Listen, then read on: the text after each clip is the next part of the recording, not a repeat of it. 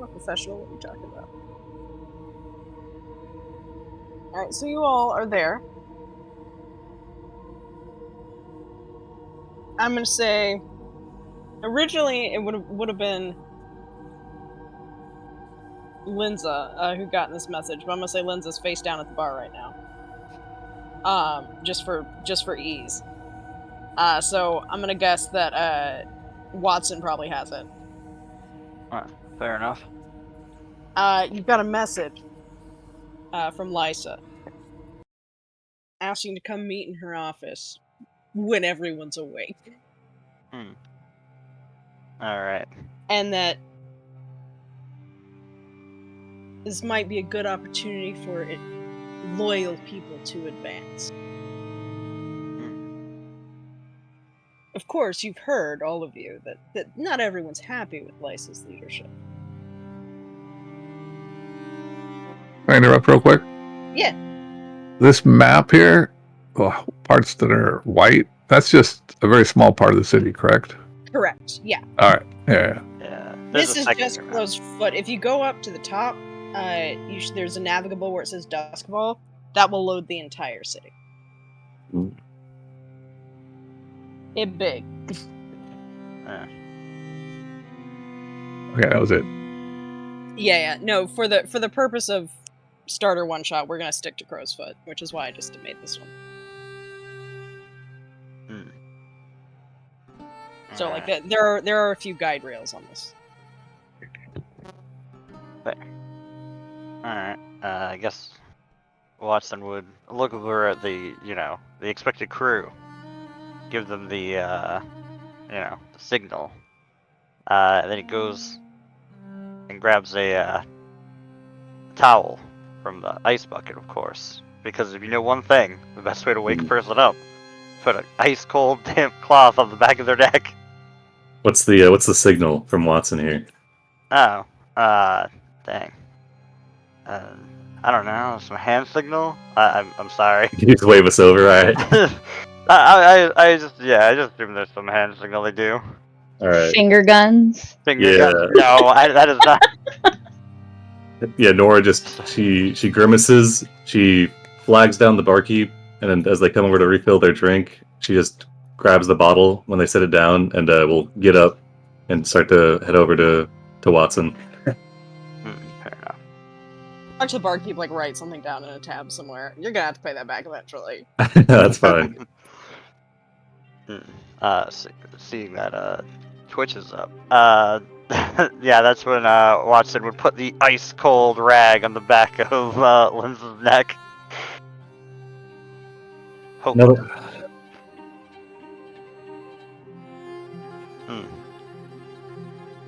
Well, do you want to introduce your character here? Also, since we are now streaming. Oh no, I pulled it up and then I forgot to mute it. All right.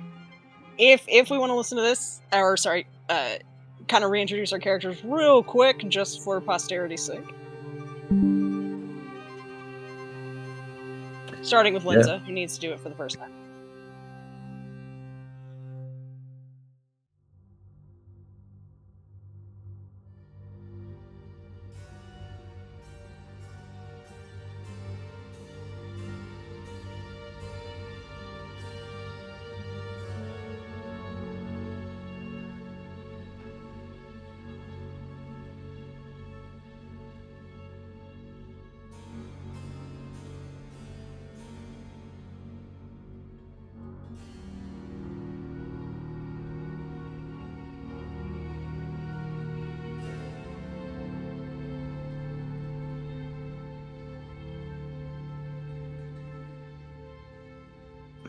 That's when Watson looks over. Ice cold, like his nickname. Having been the one to wake her up, just nods with a bit of a military posture, disposition, no nonsense, ready to go.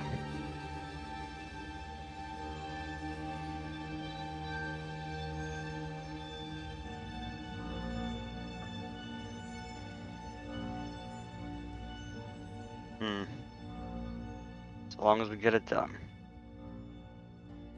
Nora's standing there, her muscular build kind of in an easy, laid-back, lean, her arms crossed and the bottle of liquor tucked under one arm. She's frowning down at Linza and glances over at Watson and says, "Oh, always thinking of the crew, aren't you? Well, let's get to it then."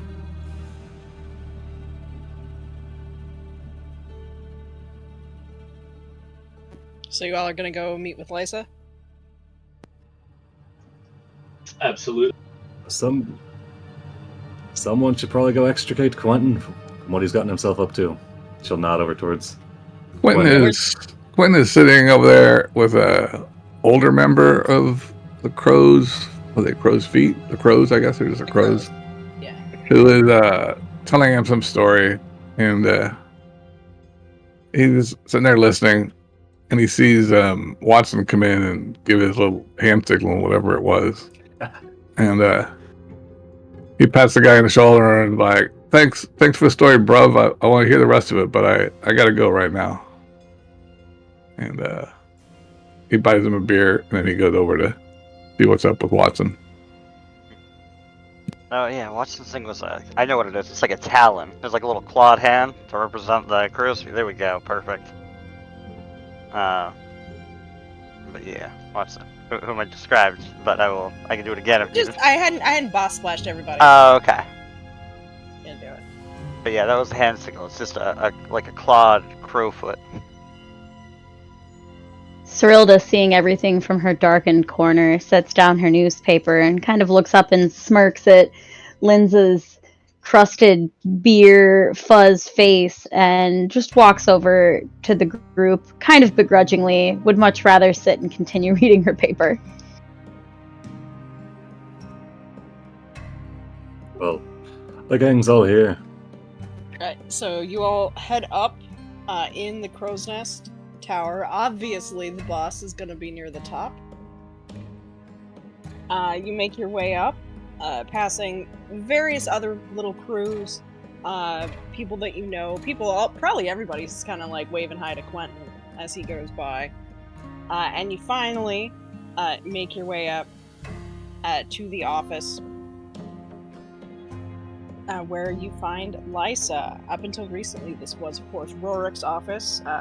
You all can decide how you felt about Rorik. He was all about keeping relative peace in Crow's Foot, stopping the Lampblacks and the Red Sashes from killing each other all the time, and generally, everybody benefits when we're all doing crime cooperatively. You all know that Lysa somewhat disagrees.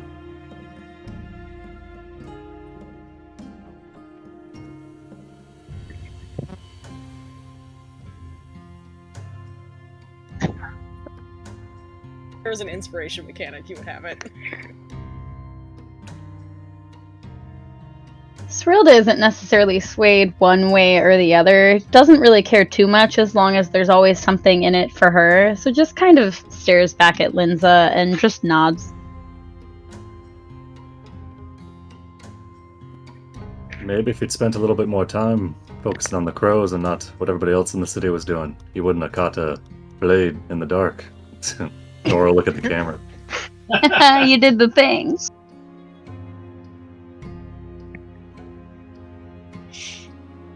Alright. Once you all get in, Lysa looks across the table from you. Very, very intense. You rarely see her smile. And when you do, you wish you hadn't, because there's a sadistic gleam to it, usually. And she just says, "Alright, well, now that we're all gathered and we're all awake," eyes kind of cut to Linza a little bit. Got a job. Got a job for you. As you all know, not everybody's on board with new leadership. But the internal stuff I'm handling. It's the external stuff that's bothering me. Both the Lampblacks and the Red Sashes are starting to get a little too big for their britches. And there's some rumblings about trying to take over control of the district. Can't have that. Now, I'd send a more known and reliable crew, but because of Rorik's decisions, we all kind of know each other. You all are less known to the area, and less known allegiance-wise, so this is your chance to prove your loyalty.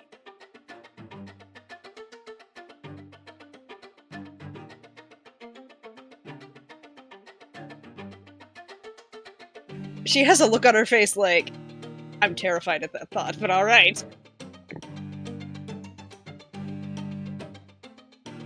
For a bit of background, you all are a tier 0 crew at the moment, which basically means y'all are just sort of newbies. If this were like D&D, you'd be level 1, maybe?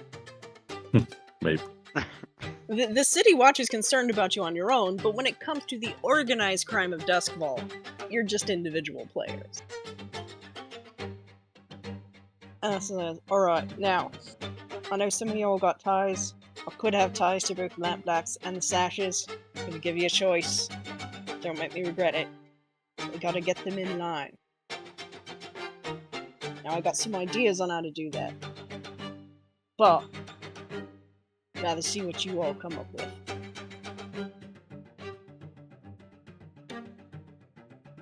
And she rolls out a map that looks surprisingly like this one. As you all know, turf everybody's got. Consider this a test. What would you do to bring either Lamp Black or Red Sash in line? What do you mean by in line?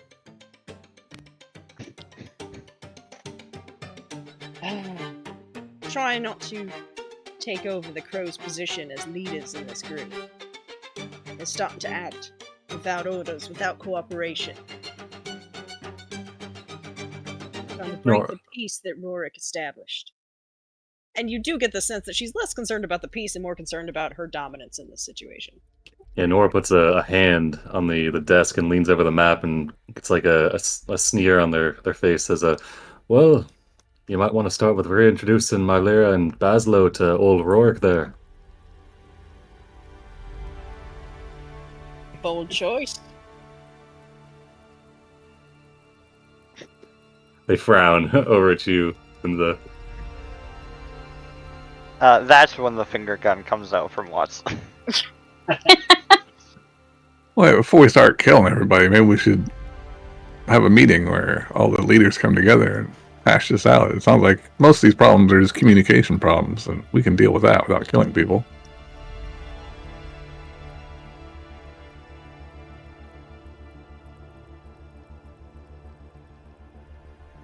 If they all agree. Right now, we're not all agreeing with each other. talk is cheap, but heads rolling sends a message. Exactly.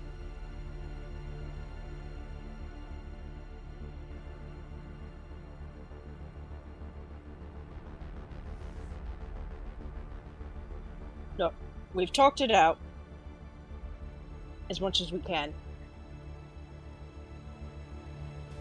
Every time we're in a room together, the answers are the same. Oh, we all cooperate. They're not cooperating. That's the problem.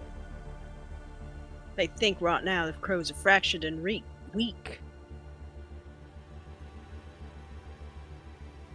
So I need you all to do a job on one up both of them to show what's up.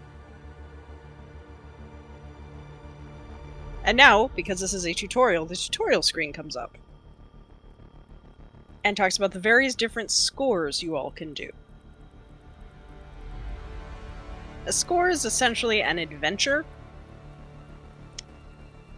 Think of it as like a level in a dungeon. And it represents the mission that you all are going to be going on. I've got a list of score types that I'm going to drop down here. Maybe. Come on. Work with me, Foundry. There we go. I'll put it up here next to my Lara.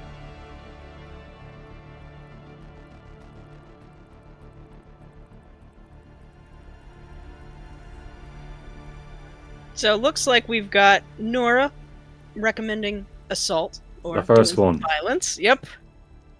And it looks like we got Quentin arguing negotiate.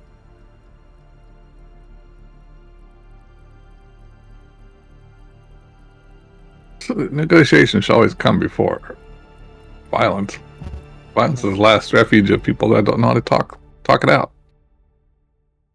But the discussions are over if you choose violence.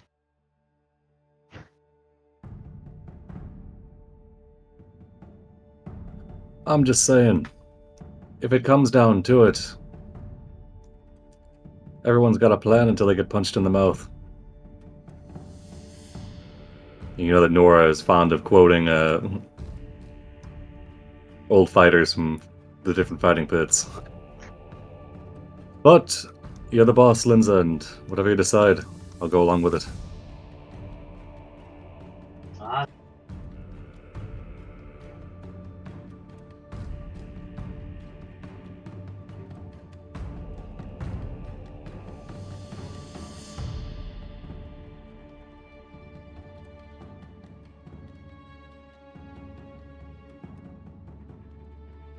Cyril just kind of taken in everything that everybody said and kind of not irritated, but just a little indifferent that none of these really seem to make the most sense to her. She speaks up and says, well, I just don't really see why we wouldn't just figure out what their own goals are.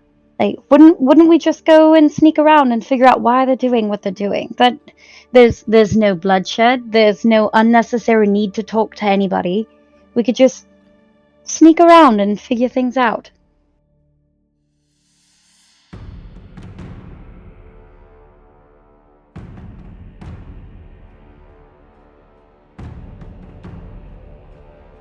Nora, Oh that's Her Majesty to you. yeah, we should.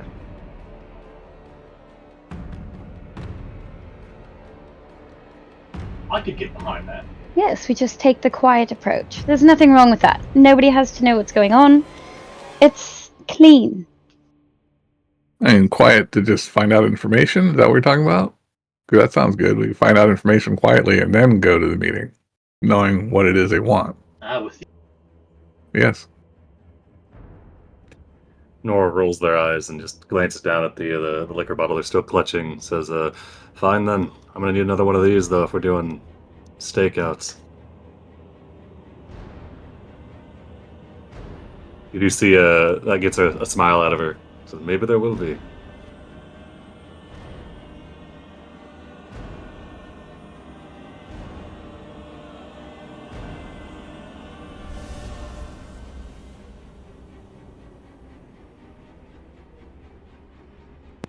Quentin taps the side of his nose with his index finger. Lysa looks around and says, alright. Recon it is then. Pick which one you want to do first. Come back to me when it's done. Now get out of my office.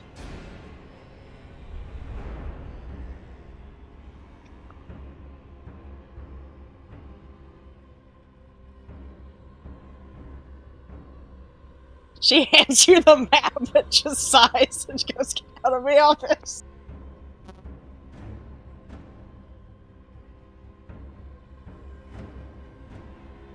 So this is, if you want to, absolutely no need to like turn in the rule book. But if you wanted to, there is a section on scores chapter. Let me get to it because of course this PDF does not have bookmarks.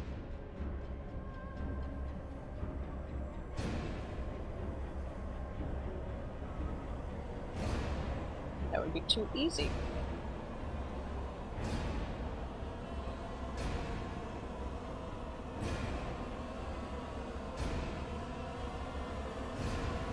So we're currently all filing out of Lysa's office, right? Yep.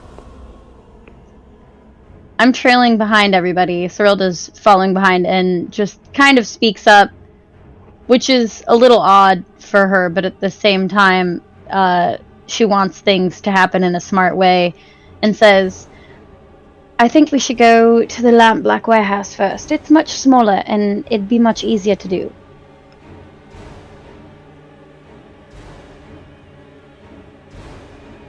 Red Sash Academies. Yeah, the Red Sash Academies have probably got better guards, though.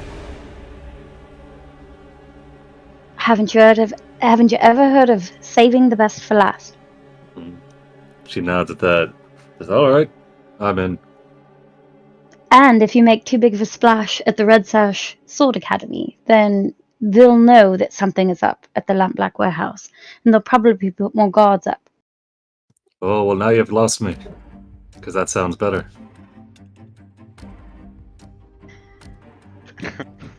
But hear me out. If we go to the Lampblack warehouse first, the idea that the Red Sash will probably have some sort of understanding of what's possibly going on, their guards, who are more well trained, will be there to fight you. And if we go after them second, they will want bloodshed. Nora takes a long swig from the bottle and says, I'm just messing with you, Cyrilda. Whatever you decide, I'll be there to back you up.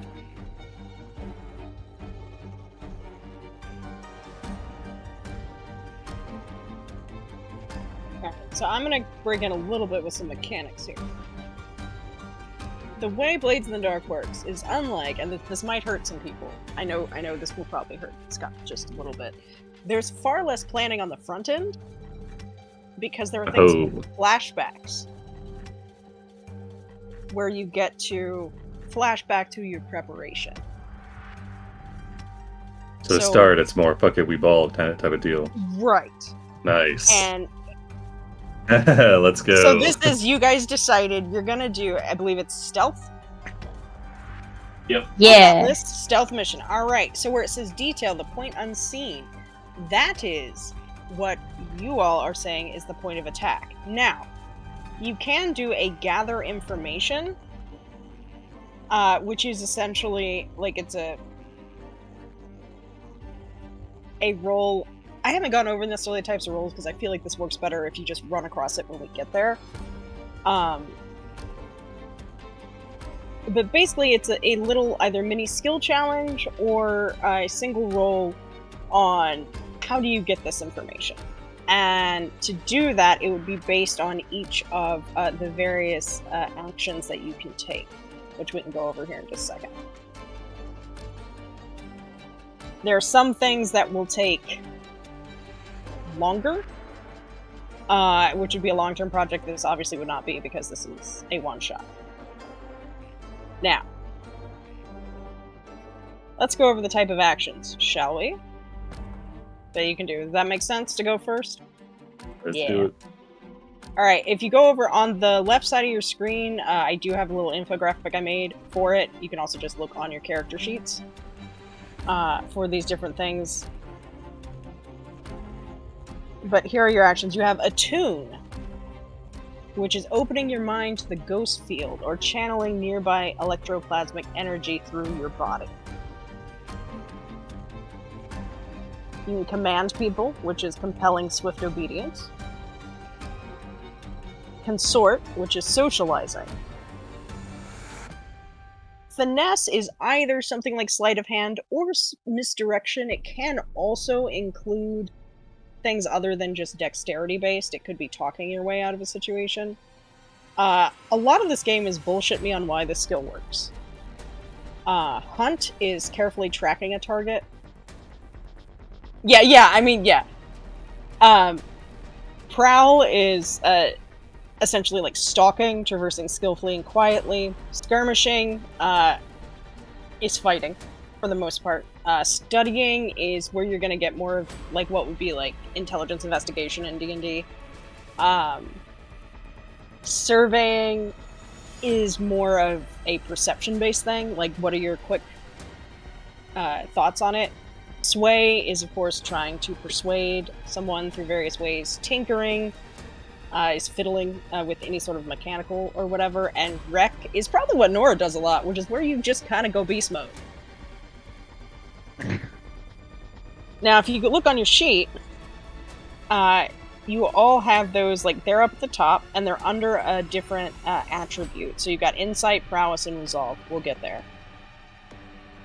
And you all have dot ratings, which essentially, because this is a dice pool system, gives you another chance to roll well on those. So the more dots you have, the more skilled your character is considered to be. This is all based on your either playbook, which is what they call classes, and then if you build the character, you get 2 free dots based on your background, and I think it's background and heist. I'm not sure what those are, but I've done that already.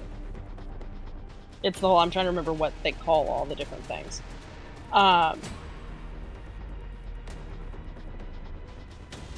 So that is what you're looking at right now. Now, if you're also already looking at the character sheet, you have your special abilities. You have one checked.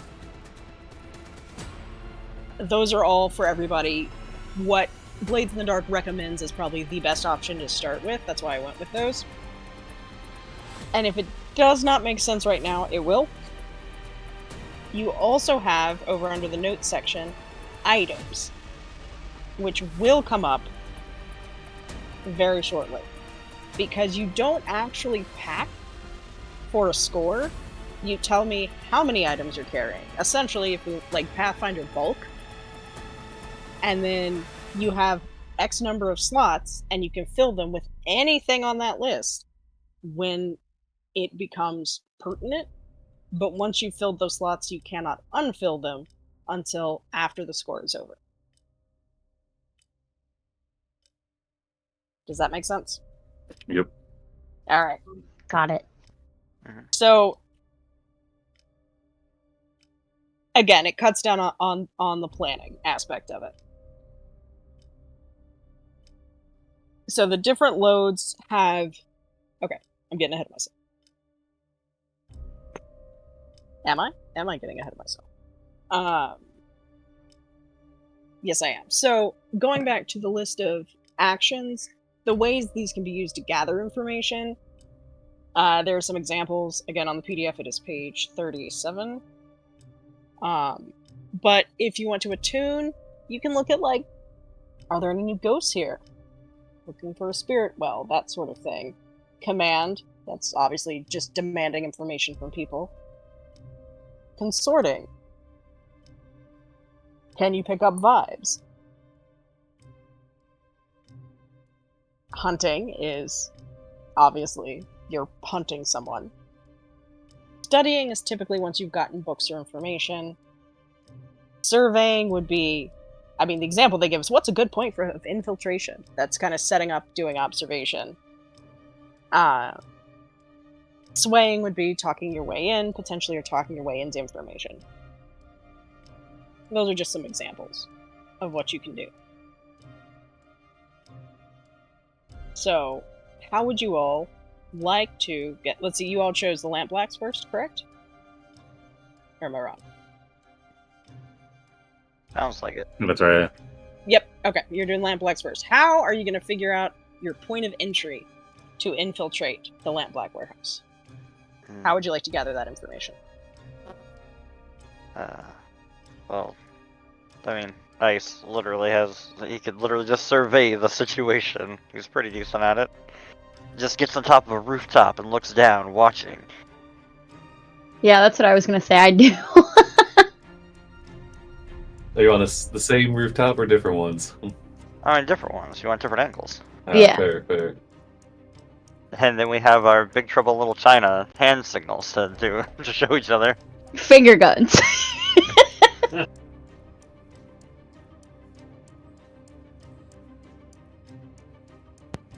Are we each picking? You can either do individually, or you can rely on what the group has. Either one.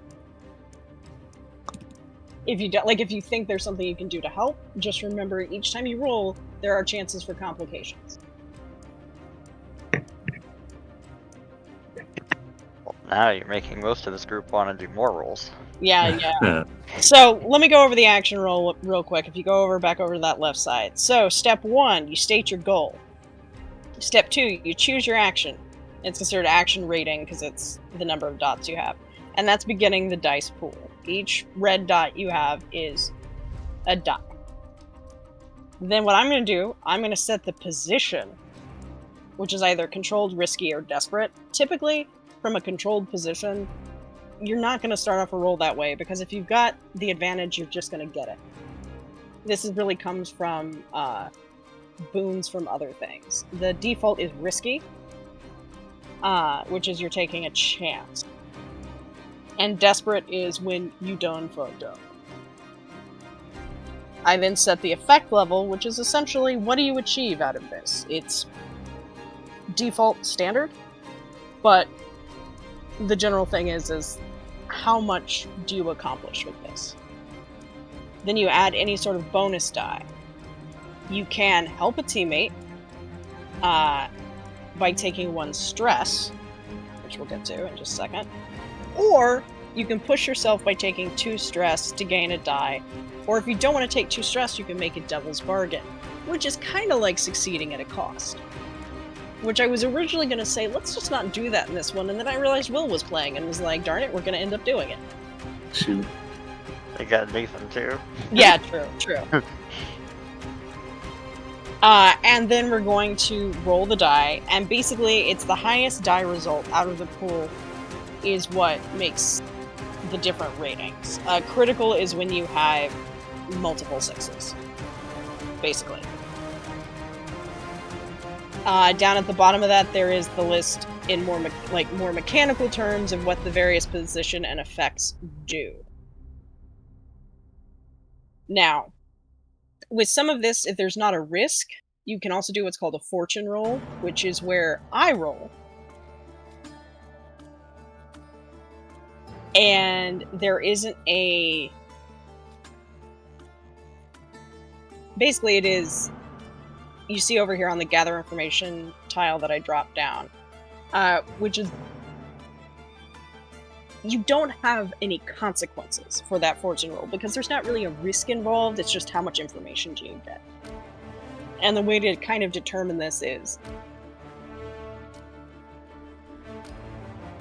You use an action if there's risk involved. So, like, if you're posting up to survey for a while, it's reasonable that the lampblacks probably have some sort of counter surveillance or are going to be walking around. So there's a bit of a risk. If it's just I walk down the street and look at the warehouse, that's going to be a fortune roll. What's the risk in that? At least right now, you're not marked by the lampblacks or anything.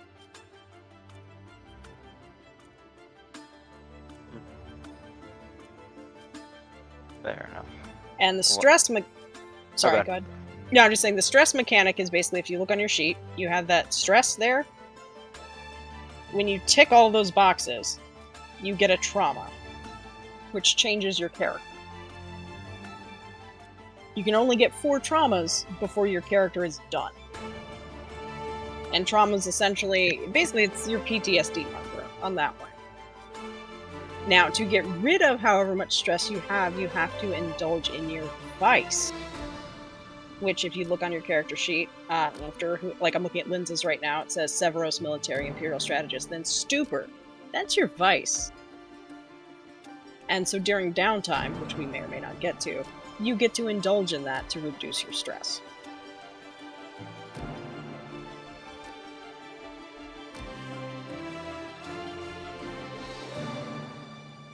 That probably sounds complicated. It's easier if you just go through it, if that makes sense.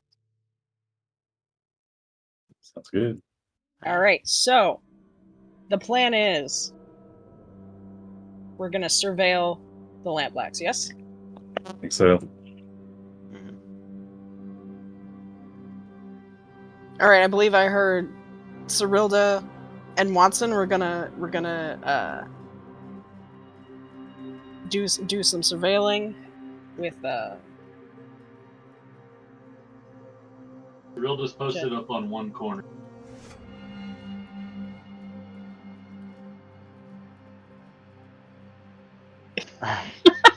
Perfect.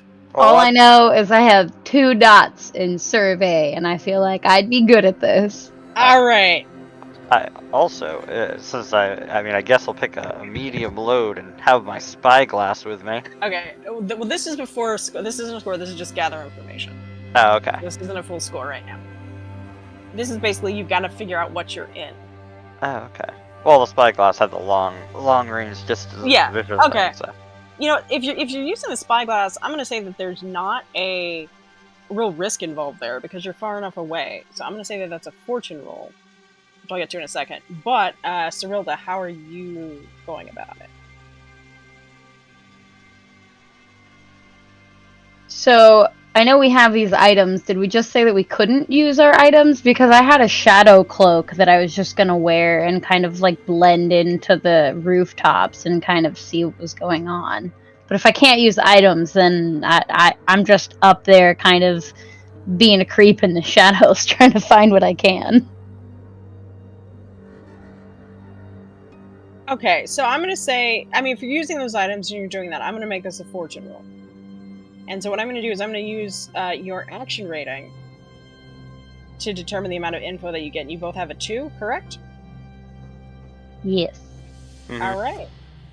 I'm going to gather information with 2 dice. I'm going to say, yep, there we go. That's that.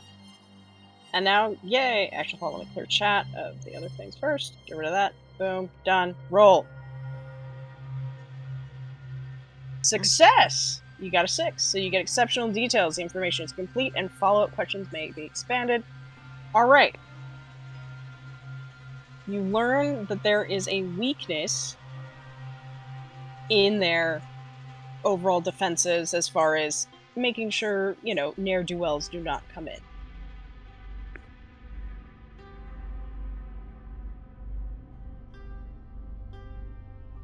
Where all do you think, because this is primarily you all, where do you think these weaknesses would be? Was there an outer wall that was partially damaged due to, you know, some kind of minor explosion at one point? It's fair, yeah. Shoddy That patch seems job oddly over specific. the shoddy patch Deteriorating job on job. Foghorn Way. Yeah, there we go. There's a shoddy patch job on Foghorn Way. It's not really patrolled that well. You can get a good idea of when they're coming and going, and you all could slip in that way. Yeah. Very nice, very nice. It's by the river, so they just piled up all their garbage there in the alleyway to hope nobody noticed. Yeah. You're gonna climb in through the garbage. Excellent. Alright, so that is your point of infiltration on that stealth mission. So now, you all get to pick your item load. So do we max out at 3? So you've got a loadout. You have, I don't think I made a little drop down for this one, but 1 to 3 load is light, which is your faster, less conspicuous, and blend in with citizens. 4 or 5 load, you look like a scoundrel ready for trouble, and 6 or more load, you're slower and you look like an operative on a mission. I'm gonna go with 5. Nora still wants to be able to move, but they're fine with looking like a scoundrel. Alright, alright. So to do that, you go up to where, right by your picture on the character sheet, there's a little backpack. Set my load to normal? Yep. Alright. Now you have 0 to 5. So everybody, you pick your individual loads. What do you want to look like? Also gonna go with normal. Quentin's going light. Are we actually, this is the actual infiltration at this point, or we're just talking about, we're still, okay. Now we're setting up for the actual, what we're going to do is there's going to be an engagement roll, which is going to say how well your first step is, and then I'm going to drop you into the middle of the action of the infiltration.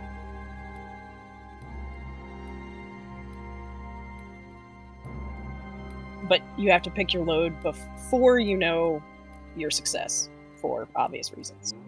But we don't have to take the items yet, is when we decide to use them. Because we thought we were smart enough to plan properly. Yes, this game assumes that you all are competent criminals.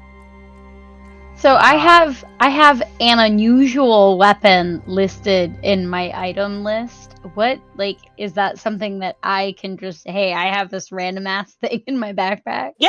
Yeah. If you hover over the names, some of them have descriptions. Okay, No. I was moving too Yeah. quickly for my own good. Yeah, you gotta wait for a second, the tooltip will come up. So I believe these are a whip, a flail, a hatchet, a shovel, a length of chain, a razor edge fan. Ooh, a razor edge fan, or steel-toed boots. So basically, whatever you want to use as a weapon. Whenever it comes up. Alright, so you've given me the detail. Given the item. You all have picked your loadouts, yes. Now there's an engagement roll. Which, did I make a handy-dandy thing for that, or did I mess that up? Maybe.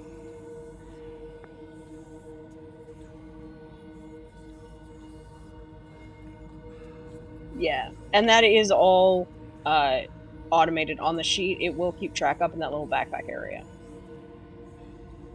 So you do not have to worry about that.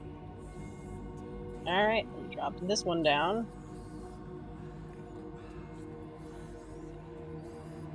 So we got our engagement roll. Where?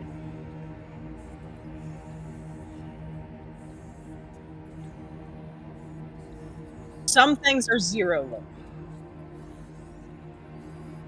So if you go into the journals tab, there's a player kit that I linked. It's a PDF that's put in there. And you can see the original character sheets for it, and I believe it says the load next to each item. I don't think these character sheets do. All the things that don't count towards my load are italicized. Yeah. Okay, that's the difference. Alright. So we're just picking a number of our load now. We're not actually picking items, right? Right. Right. That will come, like, I knew this was going to happen, so I brought this thing. So for the engagement roll, you get 1 die for sheer luck, 1 die for each major advantage, but I remove a die for each major disadvantage. And that is on me, but you all can have a say in this. So, major advantages. Is the operation particularly bold or daring? Is it overly complex or contingent on many factors? I mean, this is pretty bold. You're just gonna sneak into this rival gang's warehouse, so I'll give you a die for that. The plan's detail is good. You all did well on that. I'll give you a die for that. Do you have any friends or contacts providing aid or insight for this operation? Now, yes.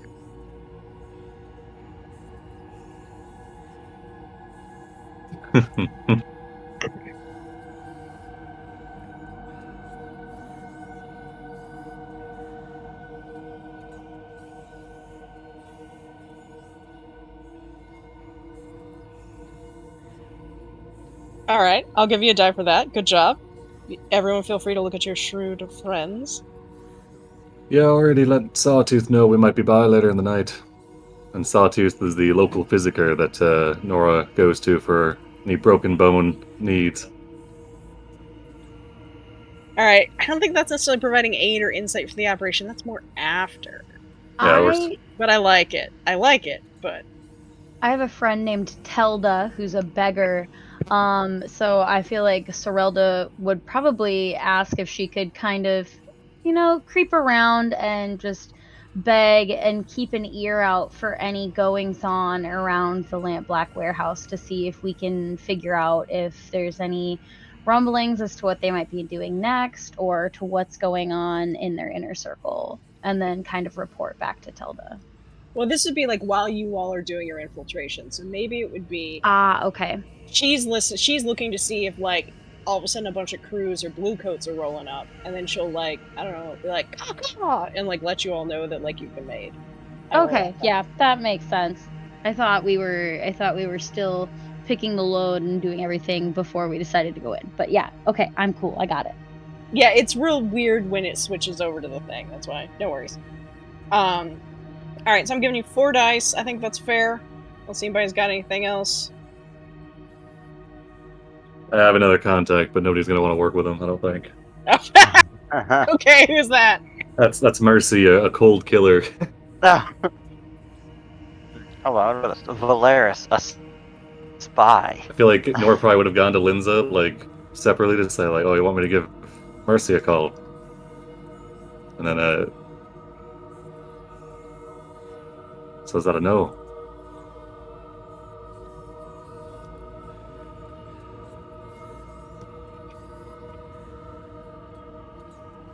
All right, yeah, they'll leave it at that. Alright, so I'm gonna do this engagement roll. Got 4 dice, let's see how you do. Success! Good job! You're in a controlled position. Excellent. So you come in through the... Let me move the little crew over here. You're over here now. You manage to slip in through that shoddy patchwork. You're in. Creeping through. Now, what I'm going to say, you chose to do this at a time where you're least likely to be noticed. Which is either going to be, oddly enough, in the middle of the day, because these people, a lot of them have day jobs or different things. Or you're doing it very late at night. Which one?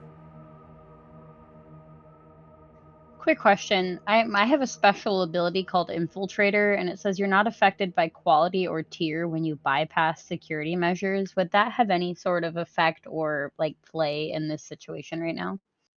At this exact moment, no, but if you come across something with a security system, as you're infiltrating, yes. Okay, cool.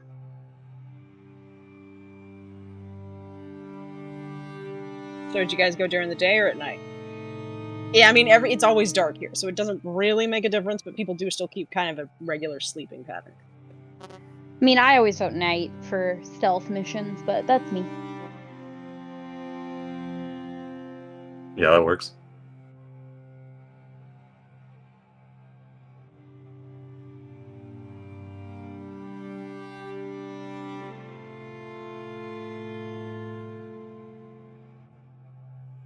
If we went during the day, nobody would be home. So let's go at night. Right, Sounds like you slip. night. Yeah, fair. You slip in. It's the middle of the night. You're in a controlled position, which means you've got this well in hand. You are sneaking around, gathering the kind of information you want, listening in.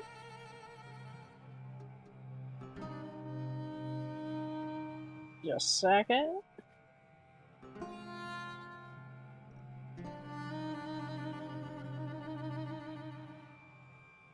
Now, since you went in the evening,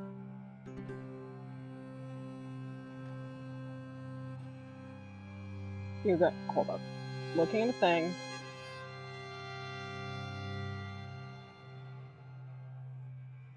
You almost get caught. There's some people walking around the warehouse until you realize they're kind of swaying around like Linza does a lot. They're real drunk. You're able to just kind of like pass them by. Either they don't notice you or they start to say something and then like you're able to just pass it off. No big deal. Now you're in. What's the plan?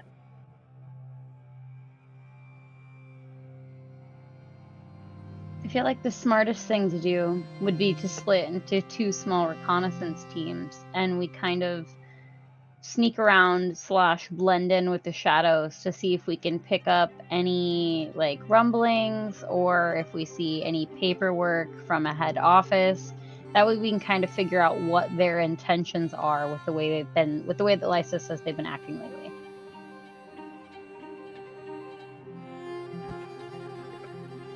Alright, splitting the party. Perfect. Excellent. What are your teams?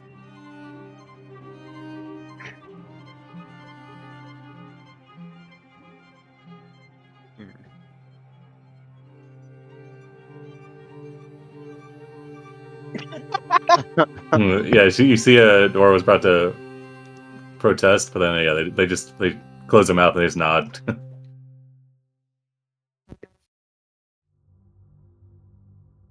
Alright. Kind of form your little teams over here.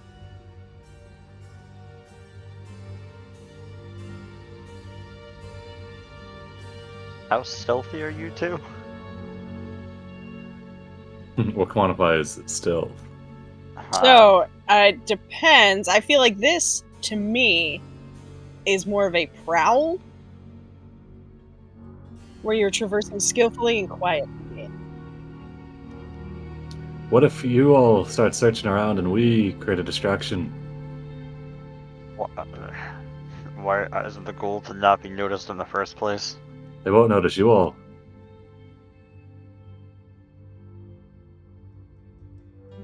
What's the situation at this point? The situation at this point, you guys are in control of the situation. You guys did really, really well. So far, nobody's noticed you. You feel like you can look around. Are we in? You're inside. We're in the warehouse now? You are in the warehouse now. Yeah, I feel like our goal would be to look around and gather information and hope that we're not noticed or that nobody sees that we're there, because as soon as we draw attention, people will stop talking about the inner workings and be more focused on trying to get to the disturbance is my assumption. Yeah. Now you can do what is called a group action. Oh, see, that might be for the best if Lindsay and I do not have any sort of stealth, or we don't have prowl proficiency. So I think, yeah.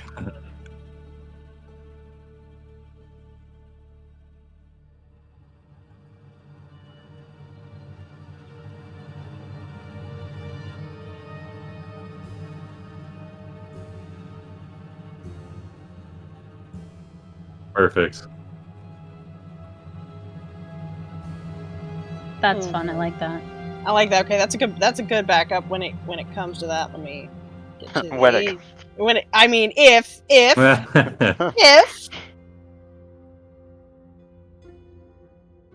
so when you take there we go, let me get to the teamwork section. So leading a group action, basically each PC who's involved will make an action roll using the same action, but the team counts the single best result as the overall effort for everyone who rolled. However, whoever's leading the group takes 1 stress for each PC that rolls a 1 to 3 as their best result. It's a good mechanic. I'm down. All right, are you all gonna go? Let's do it. Okay, who's gonna lead? I'll lead. I got 2 on prowl. That's what we said this was, right? All right, it doesn't technically have to be the person who has the best. This is whoever's willing to take the stress up. Yeah, it's basically who's willing to take the stress for the crew. I'll take the stress. Yeah, it right ain't now no thing. Nobody has any stress, so that's fine. All right, so we've got Cyrilda as the group leader, and this is a prowl check. So if you all can roll me that prowl, you are in a... No, you get... hang on. Let me pull that up. I do want to double check one thing, though, before I do that, which is when I go to click, I'm going to click this on the sheet.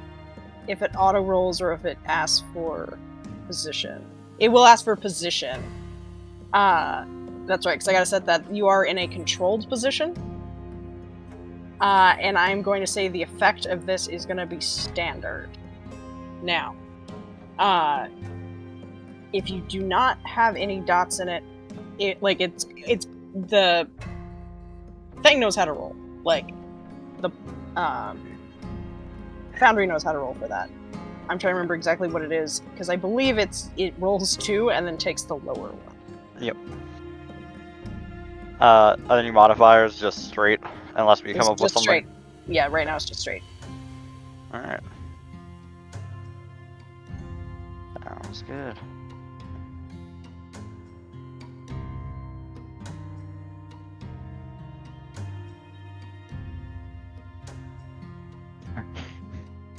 All right. Well, our best result is a 6, so you do get that partial success. Where you either going to have to withdraw and try a different approach, or do it with minor consequence. I will explain this in just a minute. However, Cyrilda, you take 2 stress. Just 2? Just 2, because it's whoever rolls a 1 through 3 as their highest. So that would be Yeah. Oh, as their highest, got it. Like As my their brain highest. just wasn't connecting. Yeah, there for it a always second. looks. Yeah, because it's also like it shows like the red on even the partial success, which is I wish it didn't because I'm like because scrolling. But yeah, so you're gonna take 2 stress. Got it. So you're sneaking around trying to listen. You have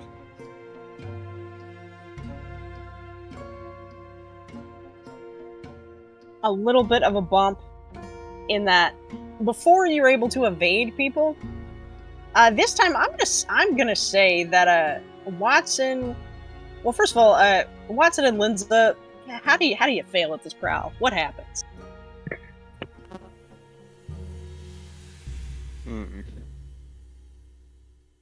Let's see. They can't stop bickering with each other. Maybe. Yeah, Watson's just unsure if Linza's actually sober for this, and is paying more attention to Linza, and which is probably distracting.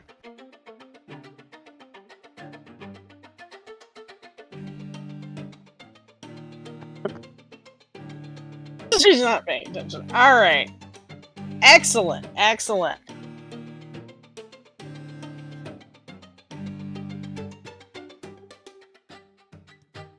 Don't you worry, Watson. I'm definitely sober. Only had 3. So gesture to their open bag where there's 3 empty bottles. So, there's a lot of noise. I'm gonna say, Cyrilda, you're leading this. You notice that somebody walking nearby, some like kind of group of like tough-looking workers, kind of turn to each other like, "Hey, what's that? You hear something? What do you do? Because this is a success. How do you deal with your teammates? Or is it just shush?" What does our area look like right now? I'm assuming since it's a warehouse, there's like stacks of boxes and things like that. Yep.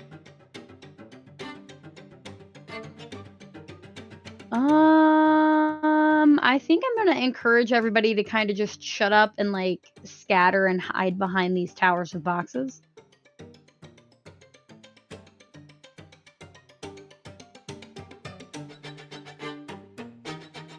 Right, so you drag them all behind the boxes. These guys walk by, they're like, thought I had something over here. And then we get to go over to the right side of the screen where we have consequences and harm. Because you do it, your highest was a partial success.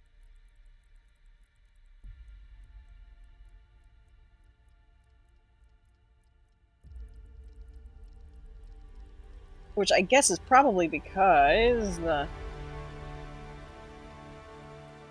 yeah, you had to roll because you don't have one in prop. That's right. Okay, that's why that's the 5.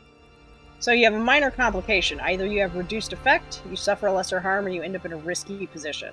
I'm gonna say, or it could be combos of that. I'm gonna say your position is now risky. Because now they've heard something.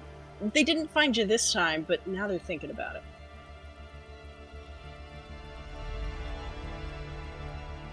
Cyrilda's just glaring daggers at Watson and Linza. Nora's got a self-satisfied smirk on their face that they're not the one that messed it up this time.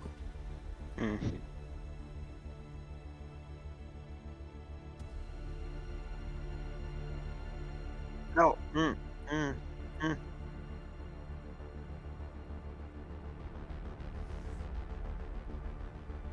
You need to rebuke them, but not in a So I way- have some throwing knives in my backpack. and I think I'm gonna take one out and ever so quietly just fling one and let it just whiz right by Linza's face. That will make noise and probably alert everybody around you.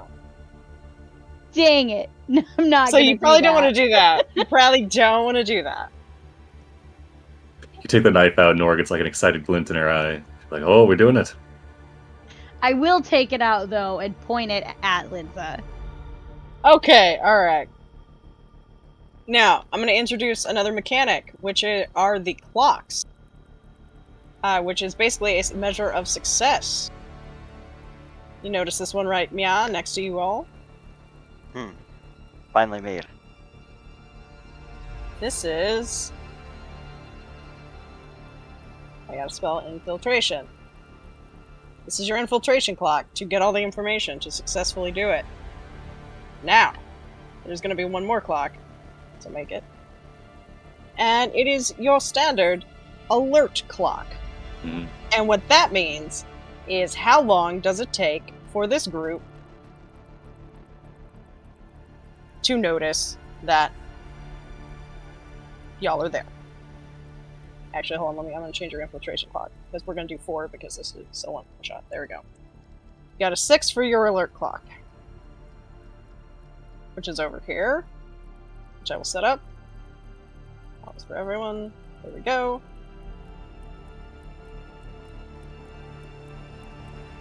This is infiltration, always for everyone. Excellent. I don't know why infiltration now has 2. We're gonna do 1. Come on. Thank you. So, you've gotten 1 success there.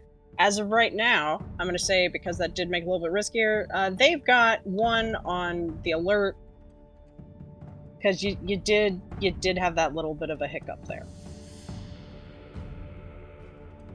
Should put alert down here. There we go. So, you're hidden behind the boxes.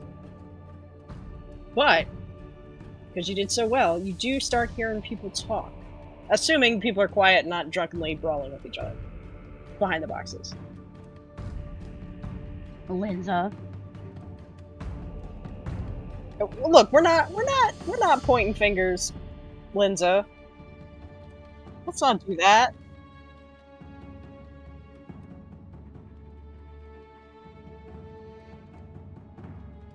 And in the beginning, it's just the usual sort of, conversation. You hear about, some of, their medical issues you don't even want to know. Like, some dude's got, a hemorrhoid that he, won't shut up about, and you're like, dude, really? But, eventually,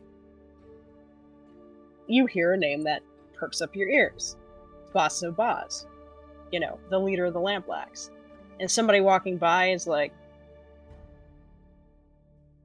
can't believe Vazo is actually going to stand up to that Lysa.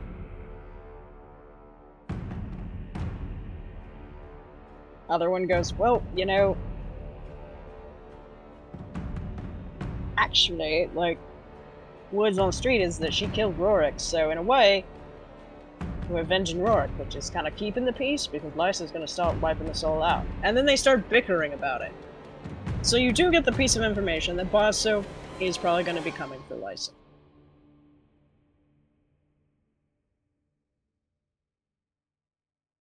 Now what would you like to do?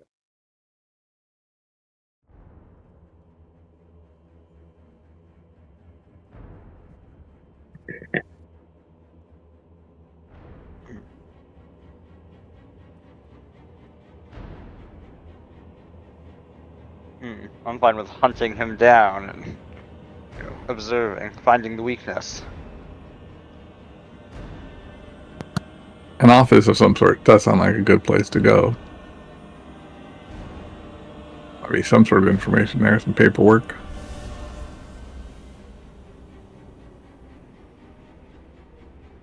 Alright, so the plan is... See, now hunting is following a person.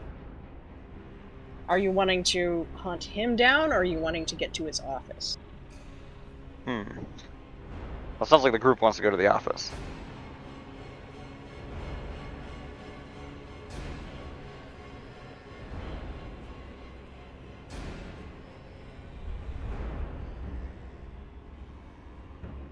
I agree. Alright, I'm gonna roll your prowl over and say you're able to, just for the sake of time and expedience, you're able to get past. You're able to make it to the office. Bazzo's not there. It's the middle of the night. Why is he gonna be in his office? But, obviously, the office is locked. What kind of door is it? It's a pretty sturdy door. It's a metal door. It's got a pretty good lock on it. I mean, it looks like there's a deadbolt on there.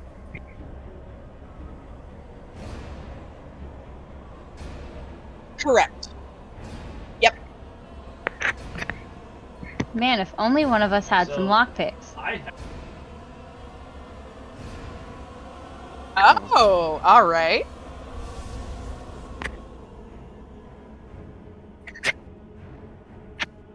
Okay, you got your burglary gear.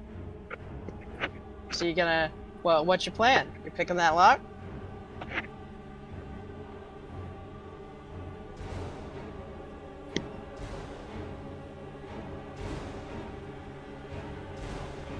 Empty bottles and a lot of knives. All right. So that is. Let me go check the thing.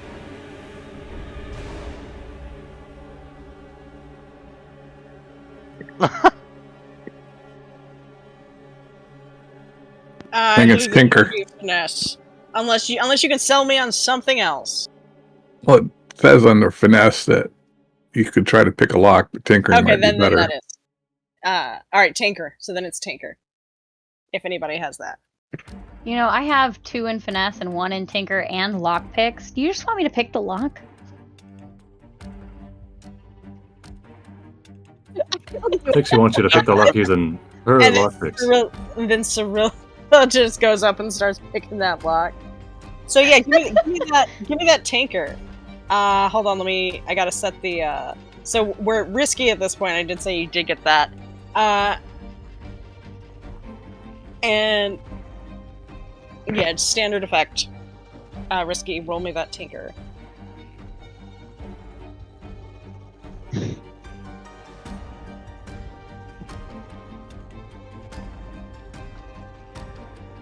I think they might just be a little worried you're gonna fall asleep halfway through it. nonsense.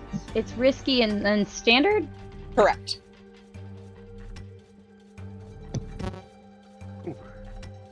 Do it. You do it. As That's how it's done. you just hear a and the door opens. I assume you all slip inside. Yep. All right, you are now all in the office of Bazo. Good job, It Trilda. is- I mean, let's be real. At who we're talking about here, this is not, the tidiest of dude. It might smell slightly like a gym locker. Look at the man. Come on. Is that where his shirt's at? In his office? Sure. He has a poster. He has a poster up on the wall that just says like "shirts are bullshit" or something. That guy has a He just has a poster. poster of himself. Yeah, he's Yeah. got that picture of this up there on his wall. That's the picture of him. Like he actually has a bit of a beer gut, but like he likes to pretend like he doesn't. So yes, you are in his office. What would you like to do? You feel like you've got some time. You're not going to be noticed. I would like to study.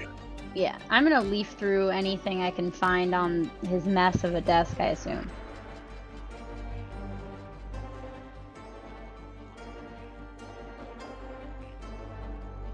I have 1 dice in study.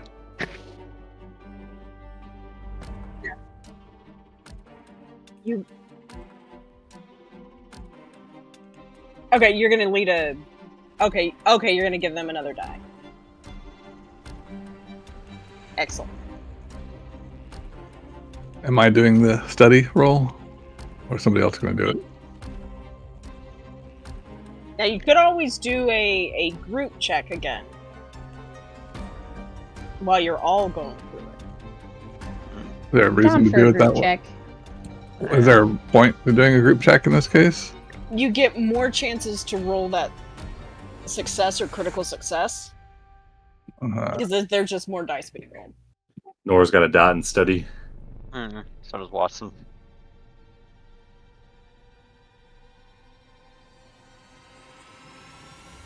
You said you do have a die? Who all has some study ability? Besides, Sounds like Nora, Quentin, and Watson. no, we can do a group thing. I'll go ahead and take any stress. I'll lead it. All right. Quentin has probably some experience in riffling through Yeah. an office very looking true. for notes and stuff like that. All right, everybody, give me those study rolls. I'm gonna say risky standard. Yeah. Nora goes from standing there under the portrait, kind of hand on their chin. She's like, "I could take them," and then she starts rifling through all the cabinets and things. Damn. So that it looks like that is 2 stress, and the highest we've got is a partial success. All right.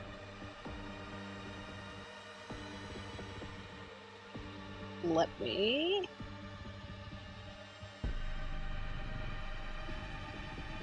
Take a look at a few things. Yes, there's gonna be a consequence. What's a good consequence? So that's 6 from Sorilda. That still counts as a partial.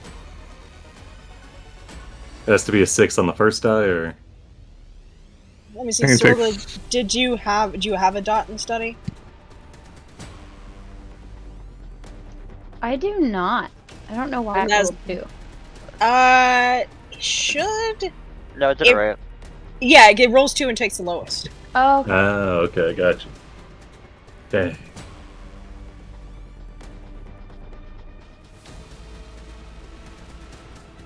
Yeah. Take the lowest. Correct. Yeah. Yeah, I wish it said on it like it had that on there. Sorry, my bad. All right. So let's see. We got complications. I'm gonna say this is a standard complication.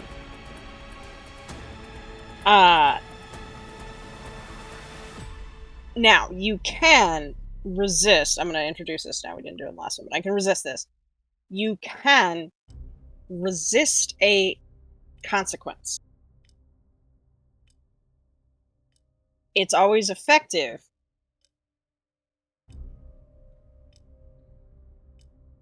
Although I'm not sure how this would work in this. I think that is just for if it is a Sorry, this is my first time running this, guys. Like, sorry about this. It's all good. You're doing well. Because it's one of those, they're like, oh, like, and then you resist it, but I'm like, but what if it's like a tick on like the alert clock? What are you resisting?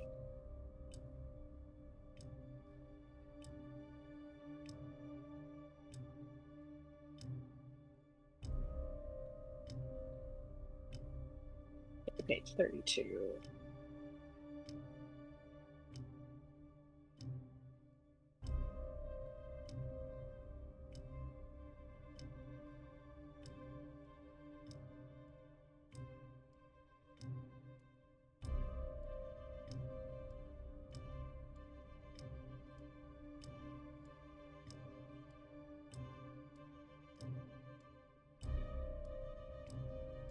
Okay, it does say, like, for the alert. I'm just trying to figure out what the,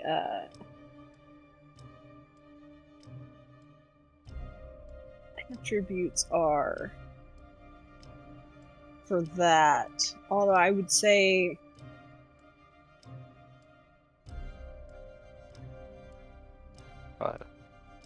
I'm guessing like insight, maybe. Insight, yeah, that's what I was saying, insight, because I guess you're trying to be quiet or, like, read the people, like, outside the thing, and now I'm trying to figure out for a group check. Let me double check that thing on the group check. Who would be the one making this? Because this is, like, for a character. But this is everybody. But I don't think it would be everybody. Or would it just be the leader? Yeah, let me...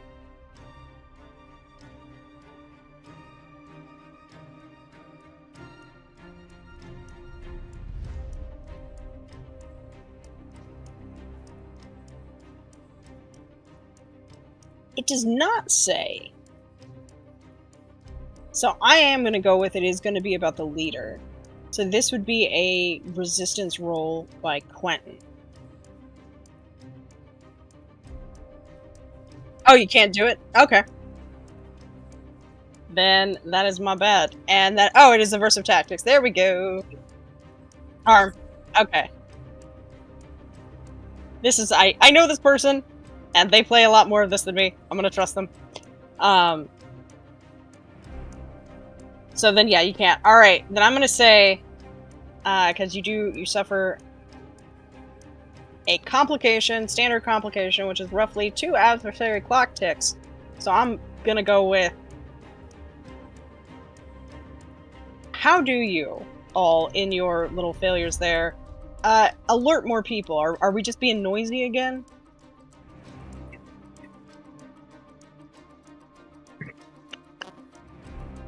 Oh.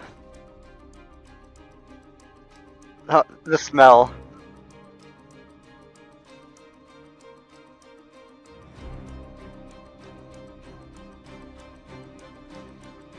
I was thinking the smell of the room, because we opened the door, it all wafted out. Half this place probably smells from stock because of pasta. Yeah. Yeah, no, I like this. Like, that you pull on the bottom of like some like ADHD pile of papers, which I totally don't have in front of me right now to run this game. And yeah, they all come tumbling down. There's a lot of noise. So yeah, they're a little bit more on high alert now. But you do succeed. So you do find evidence of his plans, that he's wanting to make a move for control of Crow's Foot. Now, I'm gonna let you all decide, what kind of evidence would this man leave behind? And who finds it? Oh. Clearly it's a big old blueprint with arrows pointing at spots. It's the most obvious thing ever, pushpins. He's got a list of possible people that he can contact to deal with his problem, and they're all known assassins, basically. You basically find this tutorial like landing page, but for the takeover of Crow's Foot. Like, he just has it rolled up in like a locker. I was like,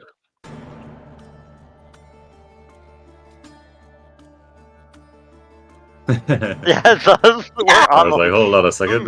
Wait a second, we could...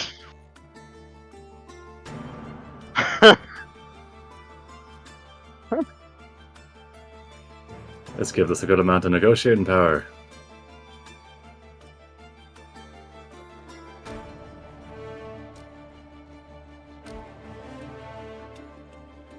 Let's say you tick 2 clocks on your infiltration. You got the information that you need. Now you got to get out.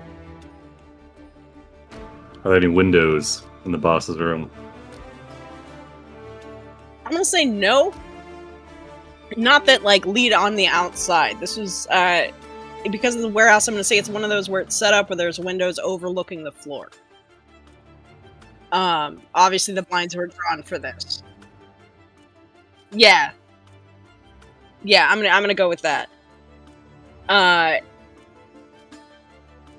So I'm gonna say, like, there's not gonna be a window there, but I mean, obviously there's gonna be windows all over the place, if nothing else for ventilation.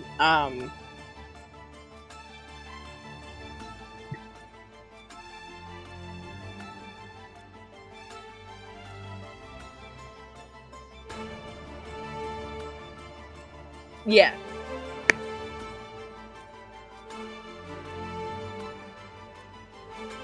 There is now.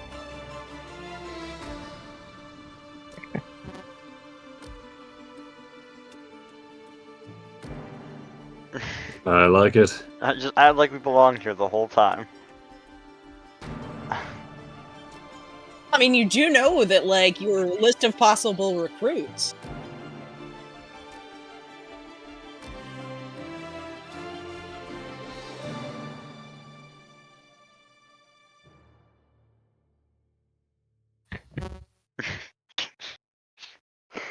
Yep, that checks out.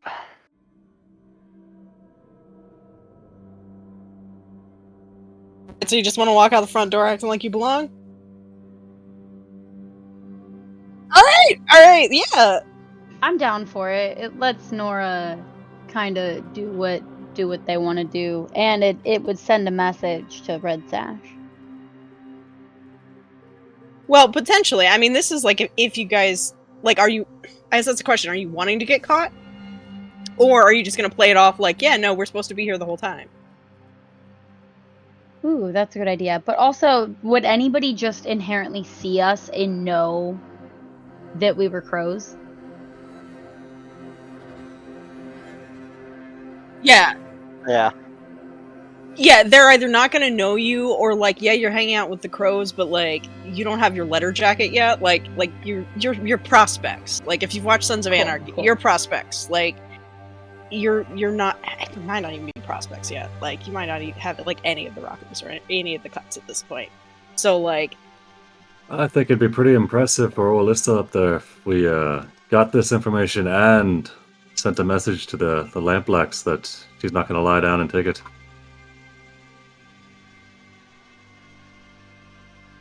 Well, I got a couple right here, and she'll pull out a set of brass knuckles.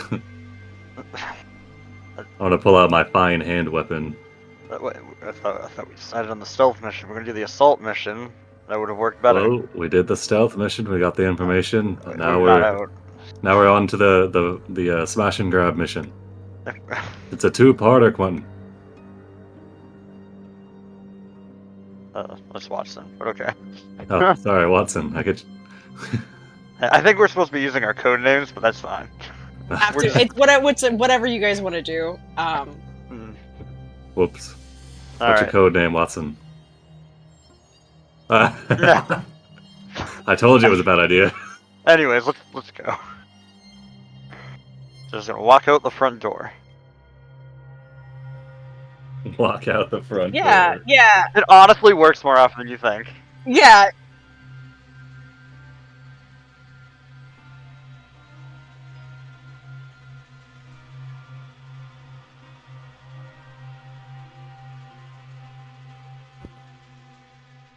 All right. You know what? I like that. You were at a risky position though, so I'm gonna ask. This looks like a sway roll, because you're influencing someone with guile, charm, or argument. You know what I mean? But I am gonna give you some things for that, for having that cover identity. This is like, you gotta talk your way out. Plus, of course, chat's like, you're doing it all wrong, which I probably am. I'm not. This is blades in the sand at this point, because I don't know what I'm doing. I don't know. So I'm gonna say that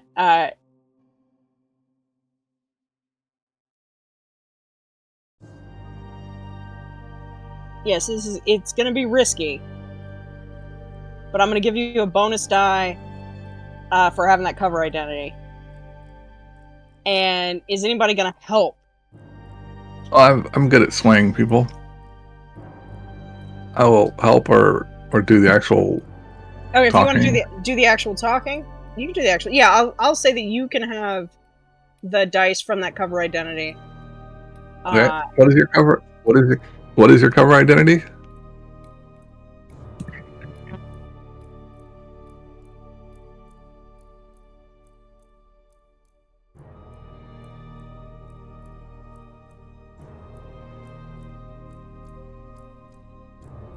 You have a preferred name in this cover identity? Zinla? Alright.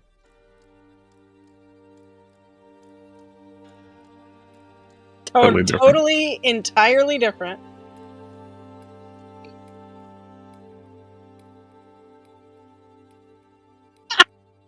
It's that you were actually meant to say your actual name, but you were just a little drunk at the time. Just go with it. It took a lot of convincing not to make her use Linzo. Position risky, effect standard. Yep. And you're gonna.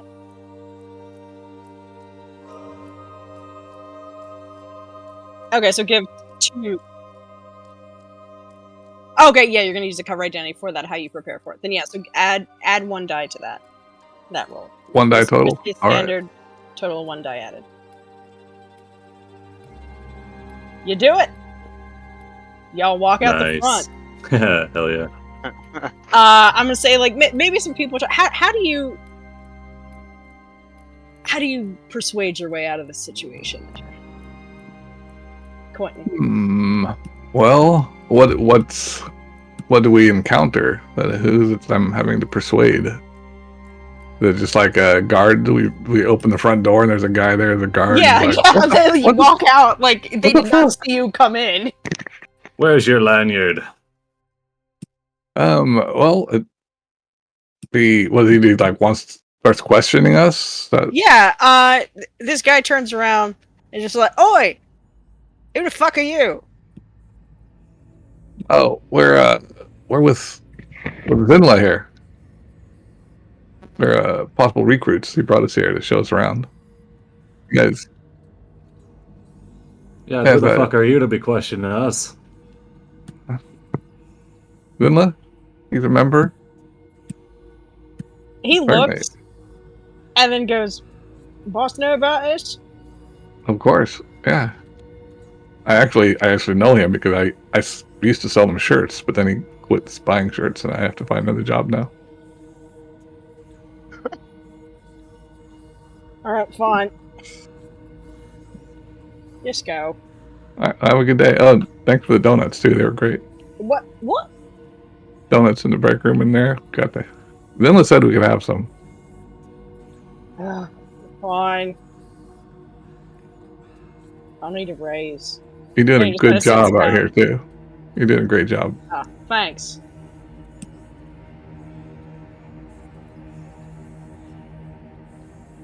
Well, thank you. He kind of like puffs up a little bit and is like, "All right, yeah, I'm doing a good job." And you head out. Hold on. Paper says he's dead. There was donuts in the break room. You didn't say? That's messed up. I feel like he was gonna argue a little bit more. Then maybe he kind of saw like Nora like flexing in the back, like ready to fight. It was like, you know what? Let's go, Not please. today. Not today. The attacker. Yeah. All right. So you all have successfully completed this mission. Nice. Which means we get to do a little bit of what is considered downtime. It can be downtime, it can be resolution of the score. In general, like, it's not necessarily like, oh, here's a whole ass week of downtime. So let's pull that up. Because basically, it also goes into what consequences do you all have for doing what you just did? Yeah. Oh, I mean, this can become its own thing. It's pretty wild, from what I recall. Yeah, let's see. Let me put this over. Come here. Come here, Gil. There we go. So downtime activity summary. This is the stuff you can do. So we're just gonna plop that right there. But the general process, if I get to this chapter, I believe it's chapter 5. I can scroll real fast. No, I can't. PDF pages. Alright. So, first things first. You have a payoff. A successful score generates both rep and coin. And so this would represent you guys going back to Liza. I assume you go back to Liza with the information.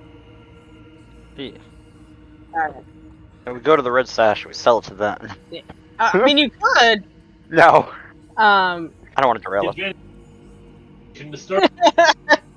I mean, we could take it to the Red Sash, sell it to them, and then go in and infiltrate what they're then going to do with that new information, and then take all of that information and bring it back to Lysa. So, I mean, they give us money and we just go steal it all back. It's not a bad plan.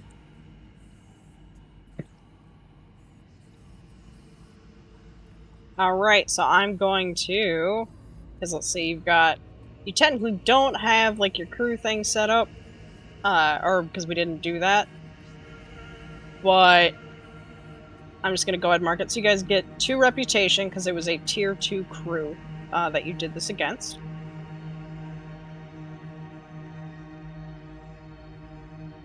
And you get, let's see, this was a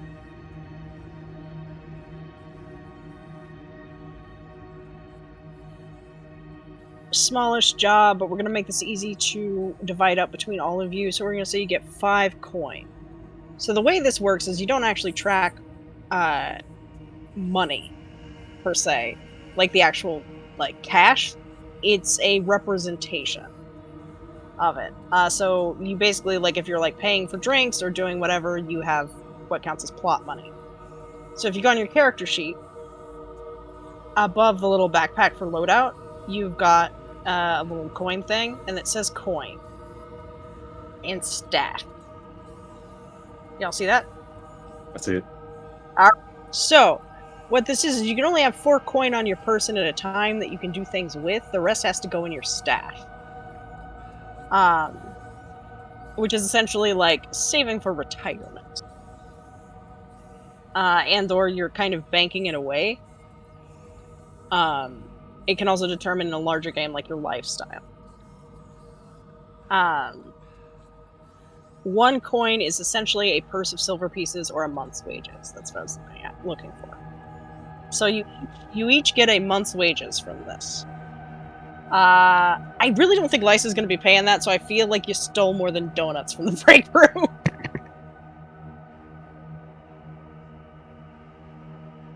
Each get 1, correct? Yeah. So I don't.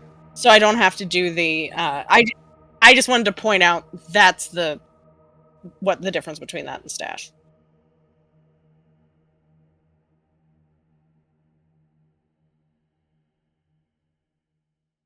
It's like you have to spend the excess or put it in your stash. Let me see if you can put it in your stash ahead of time.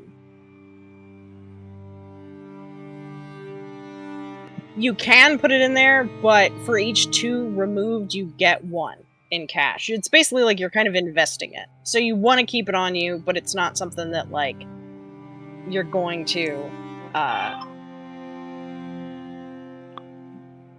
like nobody's going to come up and like steal like your coin right out your pocket for this. It's something that you either lose in the course of bribes or various other things. Like nobody's going to be stealing this out your pocket. So there's no real reason to put it in the stash to protect it per se. Is there supposed to be on the character sheet somewhere it says what our vice is? Yes.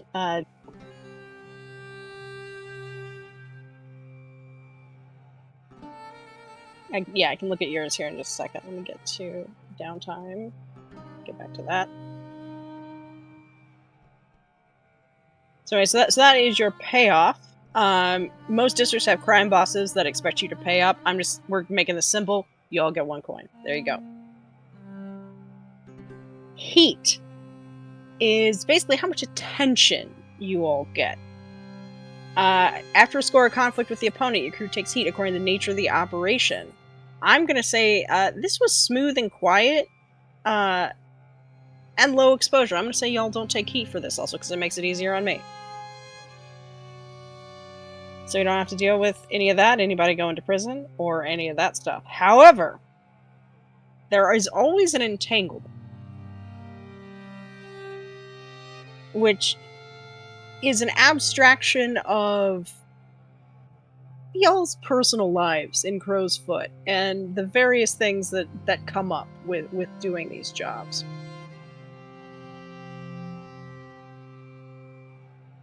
But that is based on, let's see, if the 1 level 0, you all don't have any heat at the moment. Okay, just so we can do this, I'm saying you get 1 heat. There you go. We're gonna do it.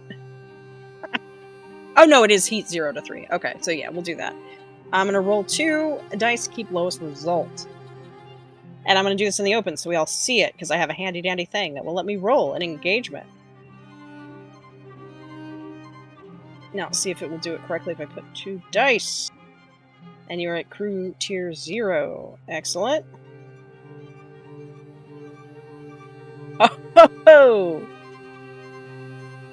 that was Uh-oh. engagement. That was an engagement, not entanglement. Did I click the wrong thing? I did click the Wrongy. wrong thing. Maybe we still got a 3 though. Yeah, you still got a 3. So let's see what happens on a 3. Gang trouble or the usual suspects.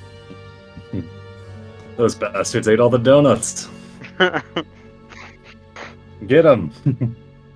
Gotta Yeah, figure I'm out gonna who say, this so Zinla what? is. One of your gangs or other cohorts causes trouble due to their flaws. You can lose face, forfeit a rep equal to your tier +1. Make an example of the gang members or face reprisals from the wrong party. I'm gonna say, for the purpose of this,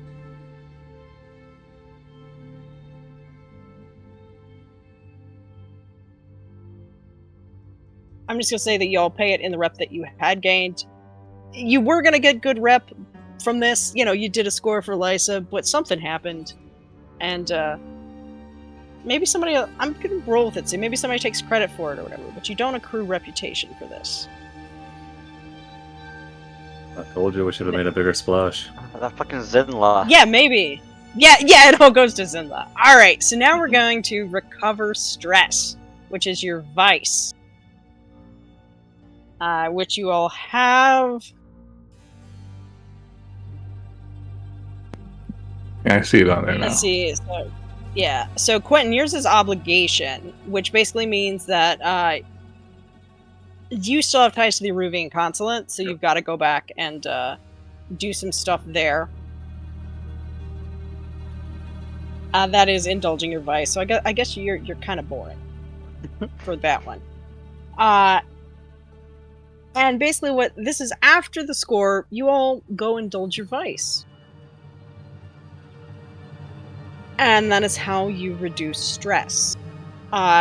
It's basically like rolling the resistance roll in reverse rather than gaining stress levels. You clear them. And the effectiveness in your indulging depends on your character's worst attribute rating, like their weakest quality of insight, prowess, or resolve. That is most enthrall to vice. Now you can overindulge. Which can cause some issues, which we will get to. Who all would like to indulge in their vice? Well,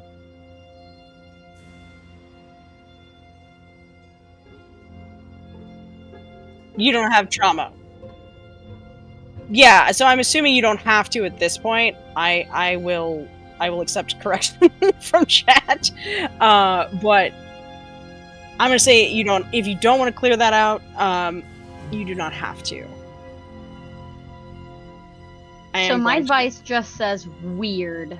All right, so you're weird. What that is that you like playing with the mystical arcane stuff. Weird in this sense is like magical. If it's not normal, like mundane, it's weird. Okay, cool. So I'm gonna go sit in a. So you should have. I don't know if I gave you a vice purveyor because I was like, that kind of depends. What weird occulty supernatural stuff do you like dabbling with? I feel like Cyrilda would just be the person who would go sit in a dark corner and then try to make. So shadow puppets with your hands, right?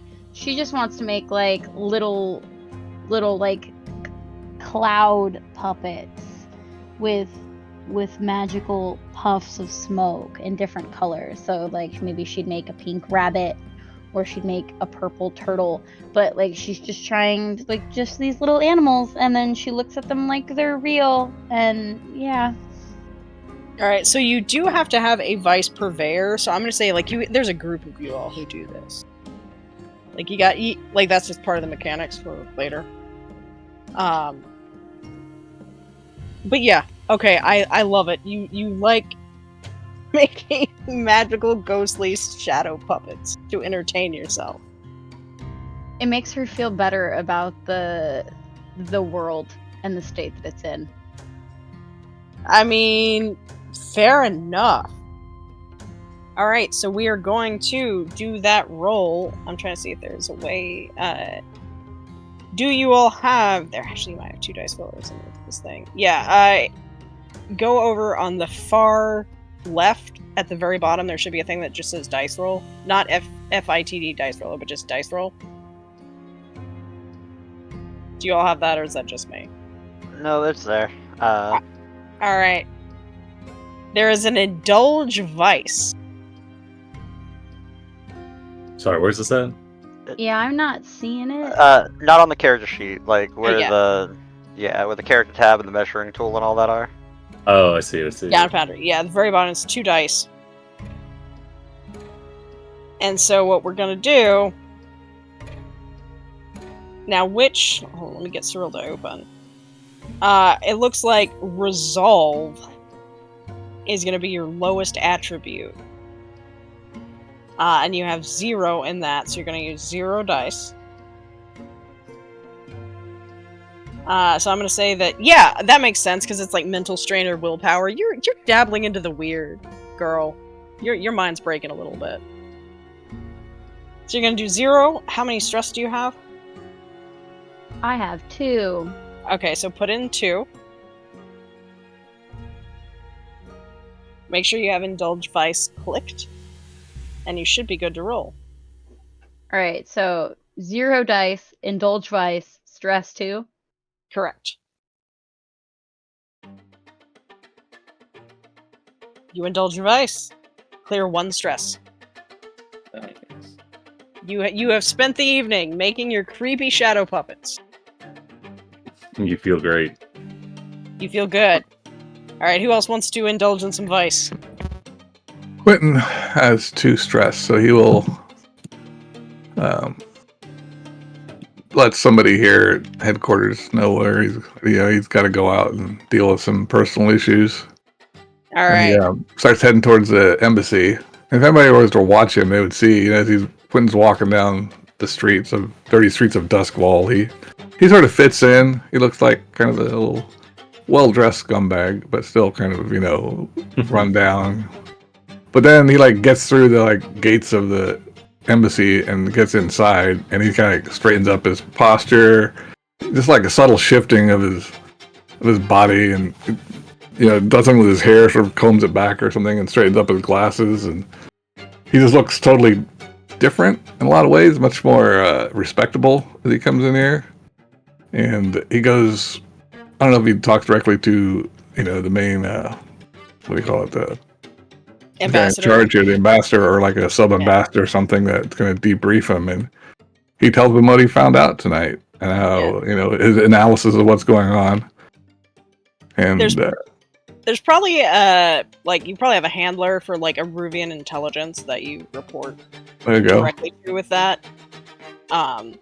And you do also have to actually do your quote-unquote day job as the assistant to the Aruvian ambassador.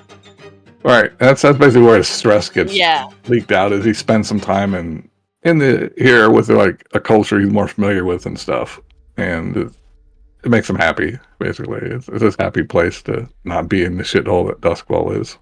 Yeah, it does carry some risk though, because it does. I'm gonna say it deals with your prowess, your physicality, because you're having to kind of do double work. So you probably get tired. So you overindulge. You clear 2 stress. Choose one of the following consequences. You're attracting trouble. You're bragging about your exploits. You get lost. Or you get cut off. Probably go the first one, attract trouble of some sort. Alright. Maybe, yeah, we'll go with that there. Roll or select? Hold on, I think I've got a rollable table for... No, I don't. Wait, maybe I do. Let me look at the compendium packs just a second. Oh, I do! Excellent!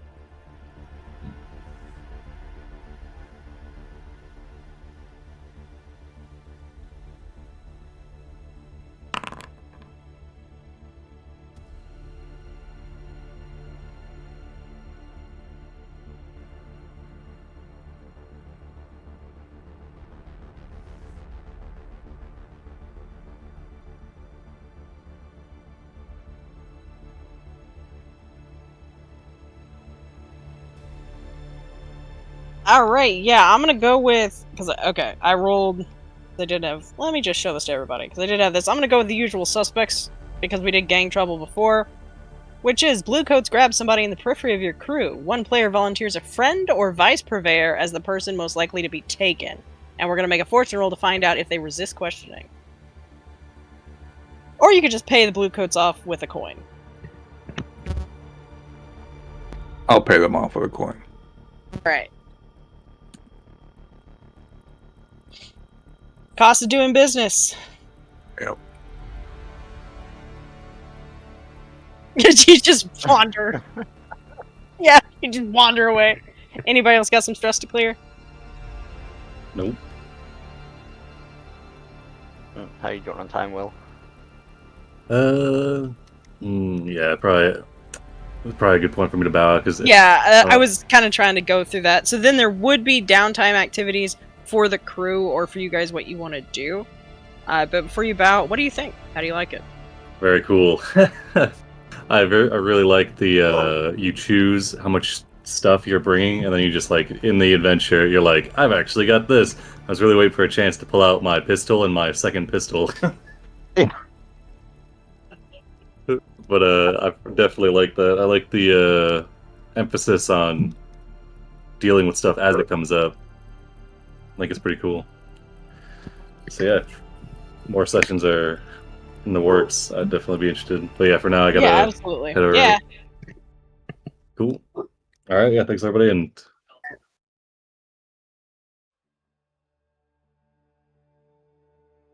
yeah. All right. Good luck with the Red Sash Sword Academy and Yeah. Nora. Have fun. I hope No- you've. Nora got mad she didn't get the punch thing, so she's just in the fighting pits. I feel like she just goes to punch things. Exactly. That's what I was gonna say. Yeah. But all right. Yeah. Good luck. Bye.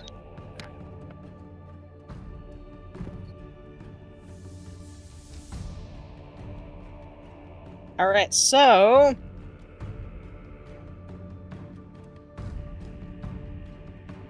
Let me go through... I figure when Quentin came out of the embassy and he's heading back to the crow's nest, somebody whistled to him from an alley, and he looked in there, and there was a blue coat in there, and he went in and talked to him, and the guy basically is like told him, he's like, yeah, I know what you're up to, going to the embassy. If you want me to basically keep it to myself, that's going to cost you. So he doesn't want the crows to know about his other Loyalties, yeah. loyalties, yes. So he paid him off to have the guy keep quiet about it. Not that it's super important, I guess. It's one shot. Yeah. Well, I mean, if you guys want to carry on, and I mean, you can carry on with these characters. Alright, so... You do get 2 downtime activities. One of them, obviously, like if you had to clear out some stress, was indulging in vice. Some of these really only work for longer term things, as far as like acquiring an asset. That can be temporary use, long-term project. We don't really have one of those going on. Nobody got injured. You guys don't really have heat. Although this does get to the point of like marking XP. So, here's the interesting thing. I don't give you guys XP. You give you guys XP.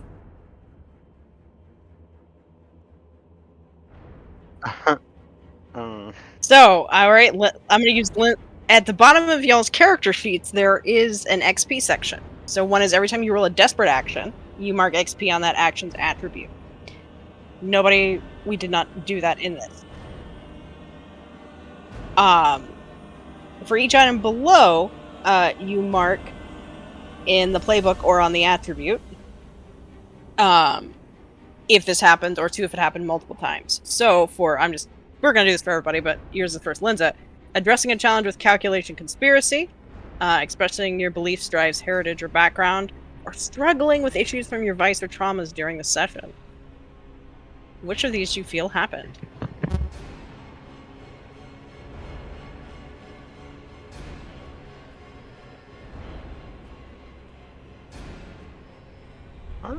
I think But it you counts. did describe it later on, though, as the complications and why she's talking.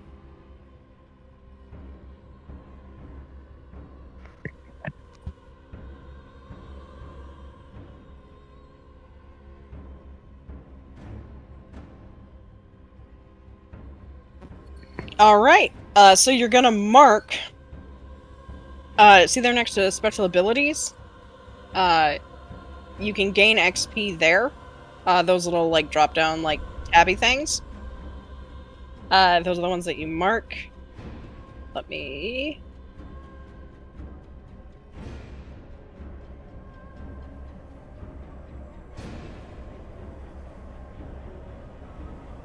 Go back up to the advancement. This group or this PDF is so much fun. But it's not.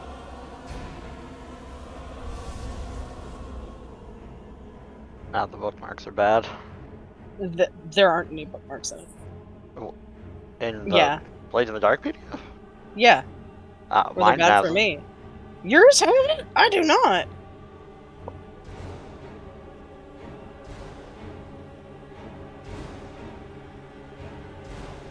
Yeah, that's what I'm pulling up because that is because looking to see if you choose or if it's based on right, but I'm trying to see if it's based on the that's an armor.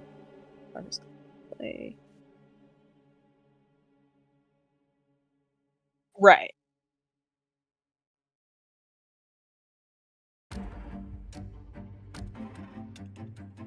Yeah, just saying. Let me get to it because it is. Oh, that's right. I think it's in that section. Duh, that would make sense.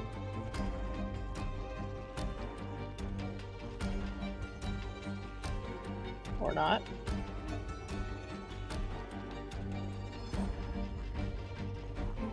Barbie's like, chat.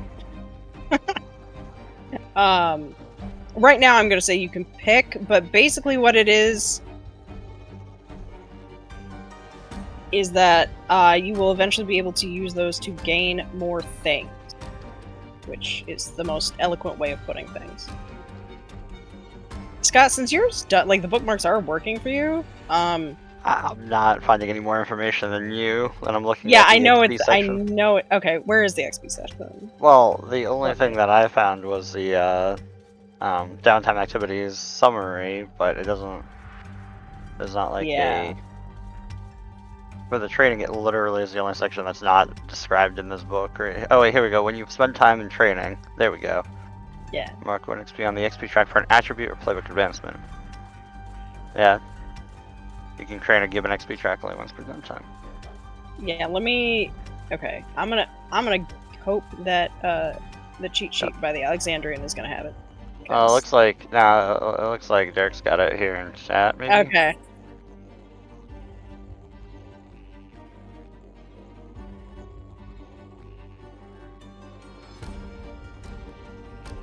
I suspect I have a different version of the PDF than you guys do, or that it's like not the final version.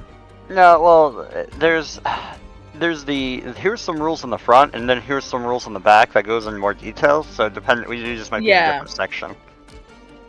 Like we have a hunter, but in my PDF they don't have hunters; they have hounds. I don't know if there was like something changed somewhere along the way, but it looks like they're the same thing. Kind of weird.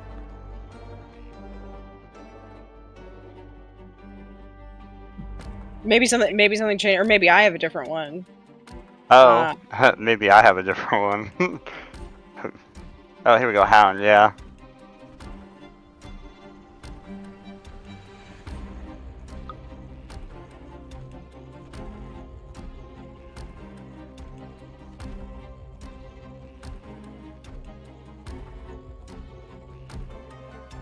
Yes, you do. You can only train a given track once.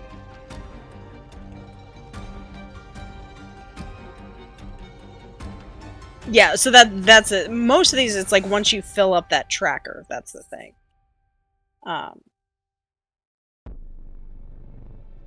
Yeah, and I think that is in here. I just, like I said, for whatever reason, the bookmarks are not working for me, so it's like having to scroll and find it.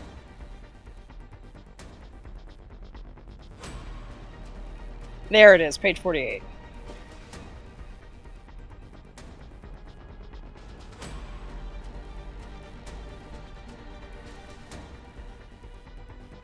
Yep. I just know if I It's- tried to Yeah. GM this with my Thursday night group, they would just be pushing for everything to get experience. You know what I mean? Yeah, well, and yeah, like that is the thing. And so that's why like this kind of does come with like, you know, the group and like everyone kind of agreeing on, you know, who's doing what.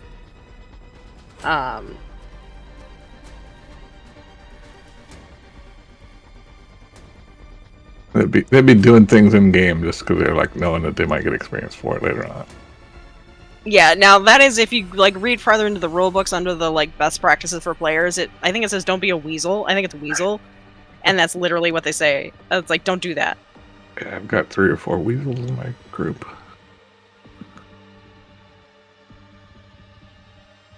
Yeah, oh, and that does say like so and so's playing a hound, but then like later on I think it's hunter instead of hound, and I think that's a book problem. No idea. But anyway, so yeah, so feel free for those activities if you want to train some things. Obviously, like when you train an attribute, like you will eventually be able to get one more dot in it, which is what I was trying to confirm.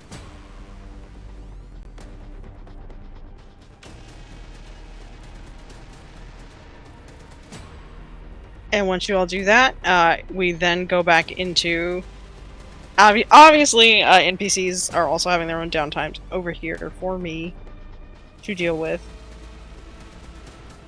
And then this... Quinn probably gets 2 experience points.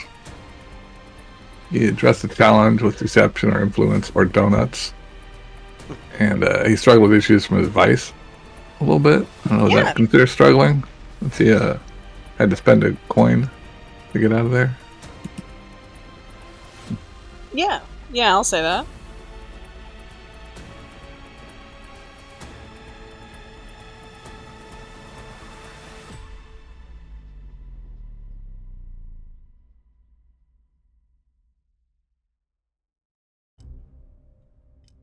And then when you all are ready with this, couple of options. We can go ahead and do the secondary red sash mission, or if you all are interested in seeing what the crew playbook looks like, you all can decide what kind of crew you are, and we can go through that.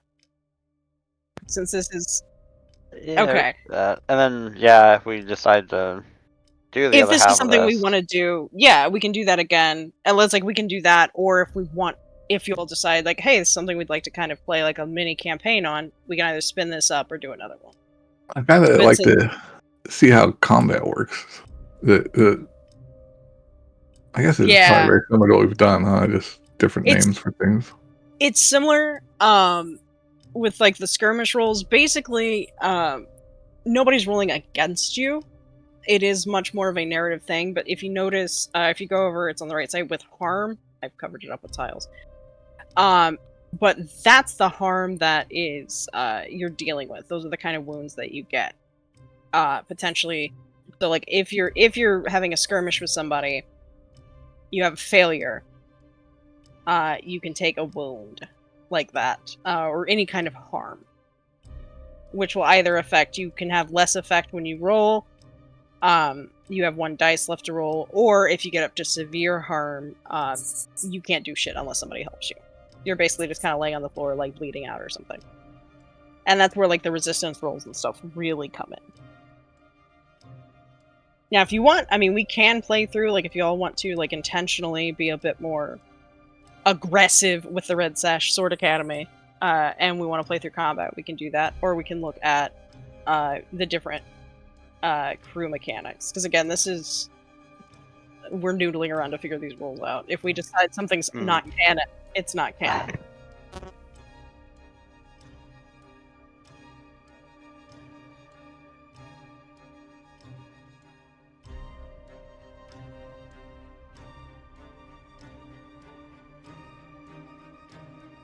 I'm fine with however we do it.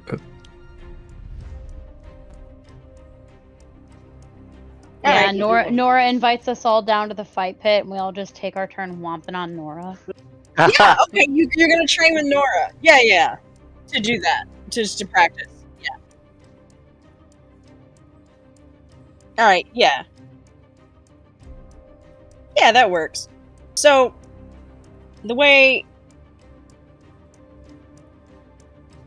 Let's see, the way that goes, it's pretty much the exact same thing with the action rolls. Obviously, skirmish is going to be the bigger thing. Now, there are a little bit of different things if you're doing, like, PvP, and how you all want to do that, but that really comes down to, literally, how do you all want to do this? So, I'm gonna... Will's not here. If he listens to it later. Sorry, Will. I'm gonna take control of Nora a little bit for this mechanically. And so you guys are gonna practice training with her, yes? Who wants to go first? I'll go first. Alright, Cyrilda. Describe to me how you are going to spar with Nora. I feel like I'm pretty lithe and quick on my feet, so I want to circle wide and throw some knives her way.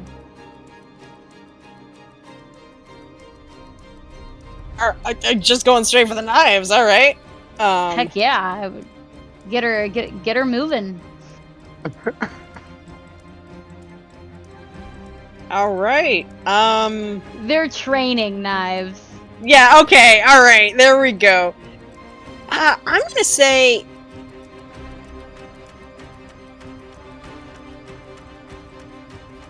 I'm gonna say this is a finesse, because it's dexterous manipulation. They have, like, graceful fighting arts as a thing, but I feel like finesse is, you're throwing a knife. I mean, unless you want to argue for something else, I'll go with finesse. Finesse is great. Alright, and so, as with everything, I'm gonna say this is, obviously risky.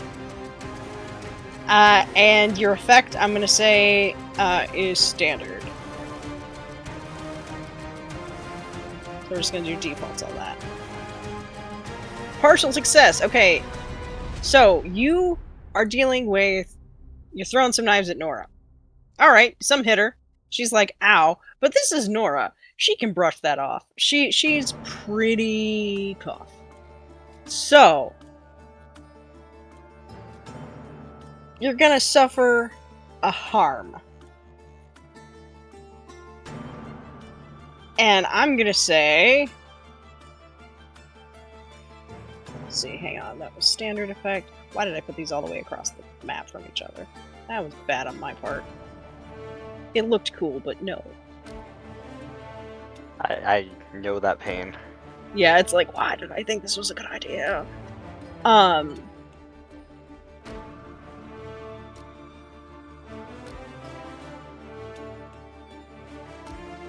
Okay, you suffer, so that'd be like regular consequence, or standard. So yeah, standard harm. I'm gonna say...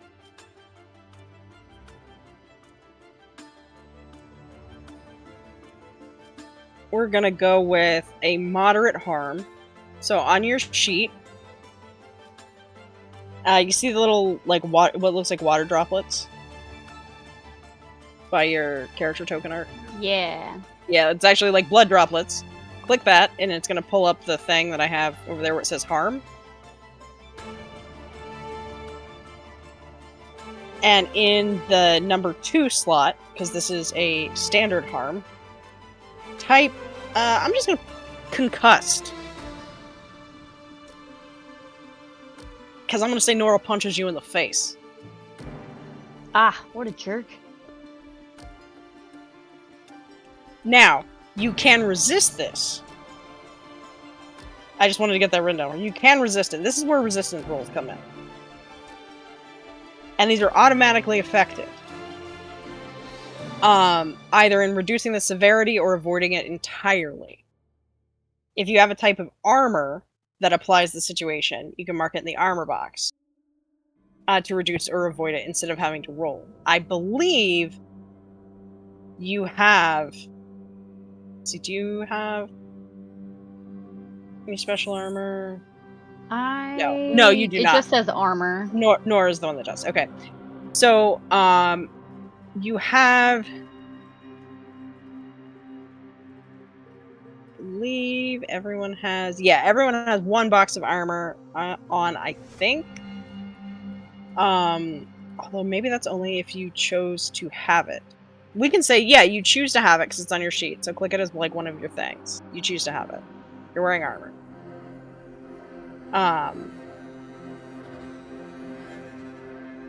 So you don't have to roll, and that's going to reduce it. And so I'm going to say you can move concuss, get rid of that, and then drop down a level and just put black eye.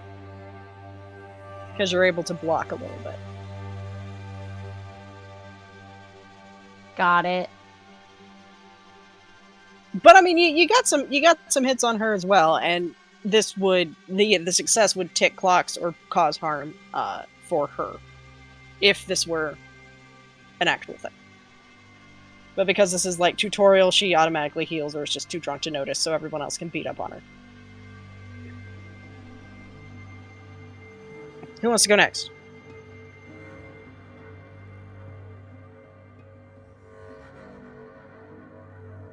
No one?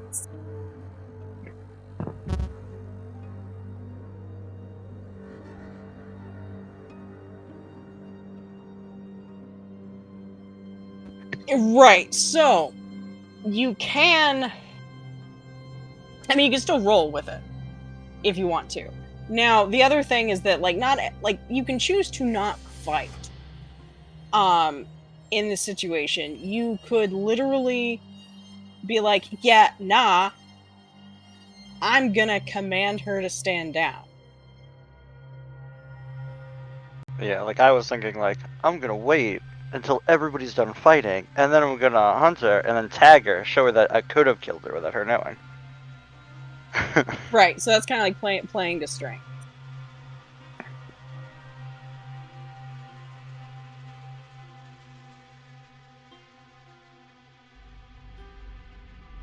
Do you know what you want to do, or we want to do Watson's? We can do it out of order if you want.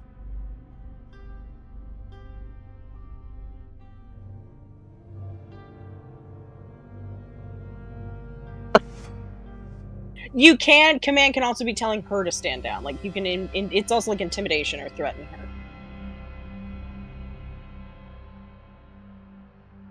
Yeah, there's a lot of play with these, it looks like. Yeah, it's you gotta bullshit me on it. So yeah, however you want to do it, command, and then we're just gonna do risky standard for all of these, just for ease.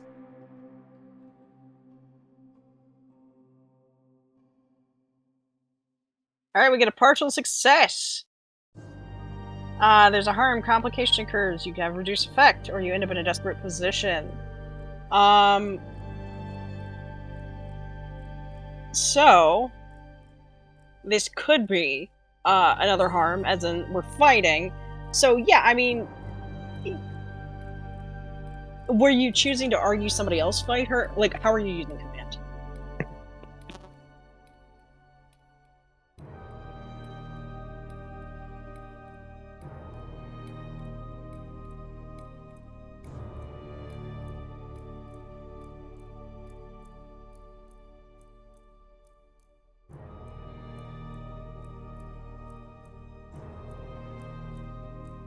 Alright, so yeah, so I'm gonna say that, because of the partial success, she does slow down, but she is still gonna hit you. You can resist it if you like. You can either choose to have had armor on you, if you have a thing on your sheet that gives you special, or we can do a resistance roll. Alright, that is a prowess, and I believe you should be able to just click on prowess on your sheet, like the name. Yeah. Yeah.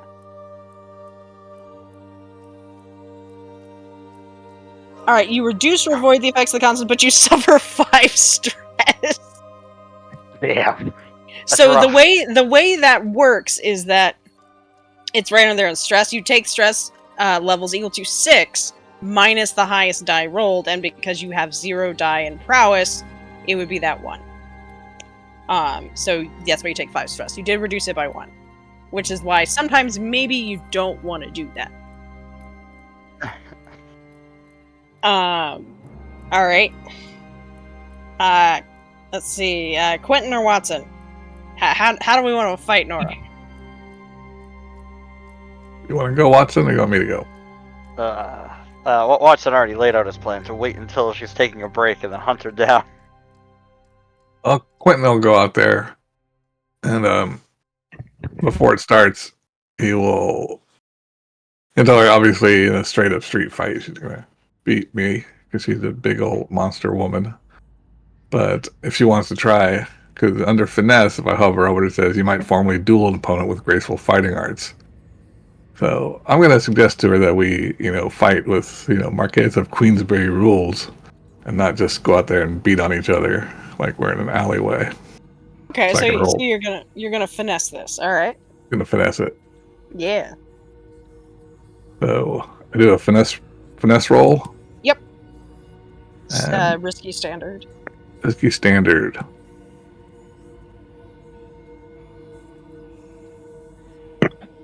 You do it. I beat her. What happened at this point here?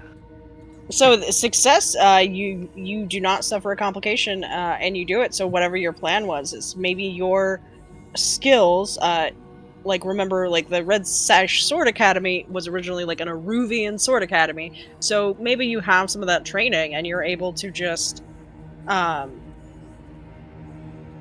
do the somehow finesse her. Do a fancy leg sweep or something, and you just get her on her back. Because she's coming in, I mean, come on, she's coming in to beat your ass.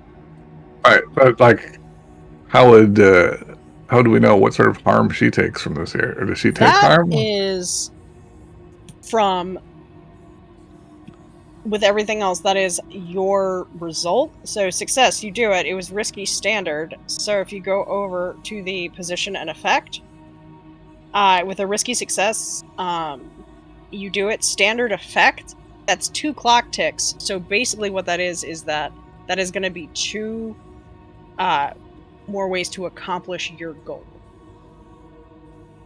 So if your goal was beating her ass, then she's beat up. So were she not a PC, were she just an NPC, you probably would have just knocked out the guards you were trying to knock out or something that you would succeed.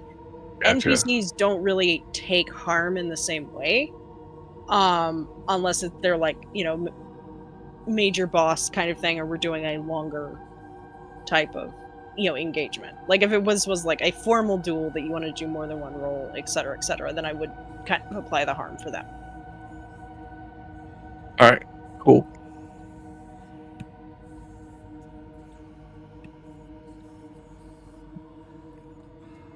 But yeah, at this point, she'd be done for. So yeah, I mean, this works in the grand scheme of things. She's done for it, and she's just like, "Hey, Watson, you want to beat me up?" Sounds like you're going to be like, "Nah." So no.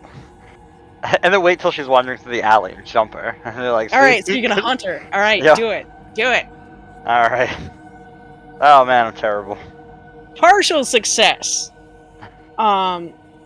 Explain how you were hunting her or jumping her. What was your plan? Well, clearly he was planning on leaping off of the fire escape, and his foot got caught a little bit, so he took a bit of a landing when he landed on her. Yeah, I'm gonna say put under 1, or I'm gonna say you can choose to resist to only take a level 1 harm, or you'll take a level 2 harm to your ankle. Up to you. Oh, okay.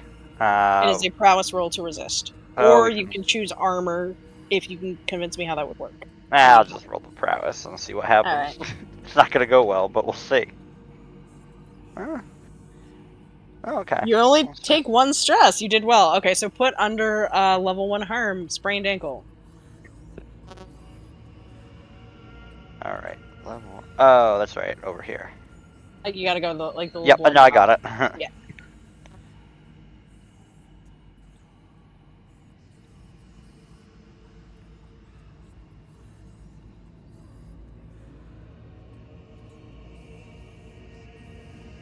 So that's roughly how it worked.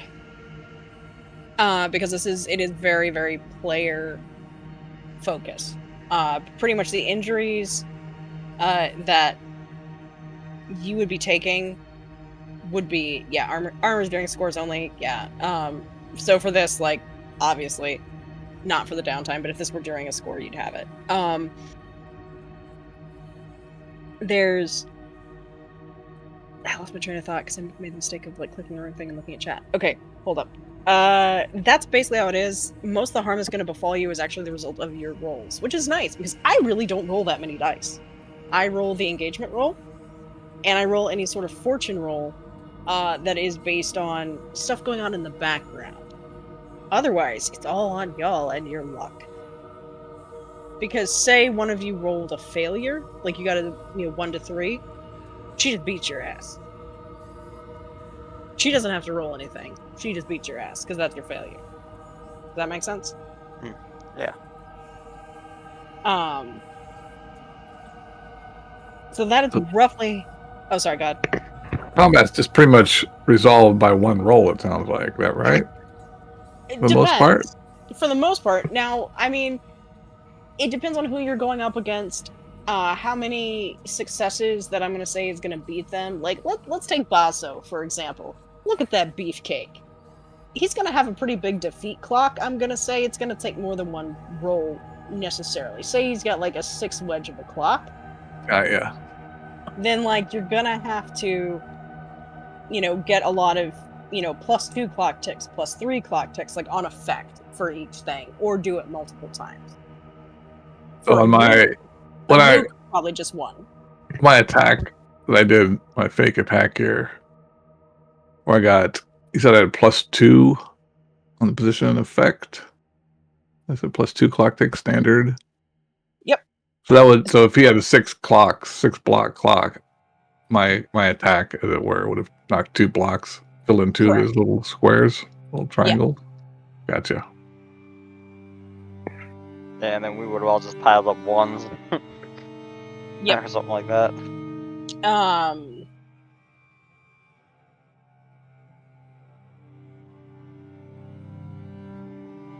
Then there is, looking at the healing, because that is a thing. Because now you guys have taken some types of damage, even in like pretend damage.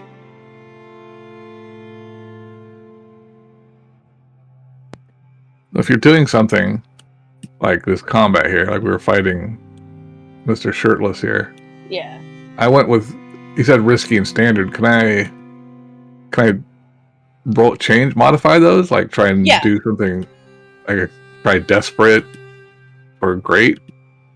So for like with great, that typically goes but like if you're if it's a desperate, you can go up to a great great effect typically is not planned. That's if you get a critical success and it moves up a tier, so it would still be standard, I think, unless it's on the thing. But yeah, so with that, you would just basically have to tell me how you're doing it, because you can trade position for effect. Yeah, after all the factors are considered and I announce the effect level, you might want to trade that for effect. So if it's going to be risky for standard, yeah, that's example right here. Yeah, they make their roll, they want to push their luck and make a desperate roll, both great effect. Yeah, but that does mean, because it was desperate, that you are going to suffer a serious complication. Right. And that is where you get into, that would be a severe harm. So that would be where you need help. So basically, unless you push yourself and take stress every time you make an action, you're gonna have to have assistance from somebody because like you done been fucked up. So the examples they give are impaled, a broken leg, shot in the chest, badly burned, or terrified. And I'm assuming terrified is probably like from a ghost, like it's more than just I'm scared. I do enjoy under moderate harm, seduced is one of the examples. I was from a ghost, but maybe not. But yeah, so that's basically what that is. And the reason why you can get up to fatal, like there are some things that would just straight up do that, but it's also once you've filled in a level, so you notice you have 2 level 1 harms, 2 level 2 harms, and 1 level 3. If, say, you filled in those 2 level 1s and you get another level 1, you then have to write it on level 2. And if you get 2 level 3 harms, one of them is going to become a level 4, which is fatal, which is time for a new character. Gotcha. Unless you resist it. Although technically not a new character, because there are playbooks for playing ghosts. That is a thing that can be done. If you die. Is armor, how does armor work again in this case? So armor works during a score. That's just part of your load. If you decide, like, yeah, I would have worn armor, then you don't have to make a resistance roll, you just resist it. But you check the checkbox for armor that basically says, like, my armor took that hit for me this time. So if a shirtless guy had been wearing armor, actually, on my attack now, it would have done 2 points, 2 effects to him, but his armor would have reduced it to 1? Is that how it works? No, not for him, because NPCs don't get armor like that. That is a PC thing. Yeah, okay. So for the NPC, that's factored into the position and the effect. When I'm making that roll and making the number of the clock ticks and all of that, it's taking into effect who this guy is. Gotcha. Yeah, if you want him to have armor, you just give him more blocks in his clock. Yeah, or you might be in a desperate position because it's much harder to hit him. Gotcha. And would cost a lot more or something like that. So yeah, so this is, for all it is cloak and dagger, the dagger mechanics are not, like, there's not a lot of combat mechanics to this. It's much more, how do we resolve this situation? Because you can also take harm and failure. Like, I mean, if you're like, oh, I want to use, prowl and, like, scurry across the rooftops or something, and you fall, like, yeah, that's not going to go well. So, there are other ways to take harm. And when it comes to healing, which is what I was trying to pull up, because you do have a healing clock, and that is I believe, a downtime thing.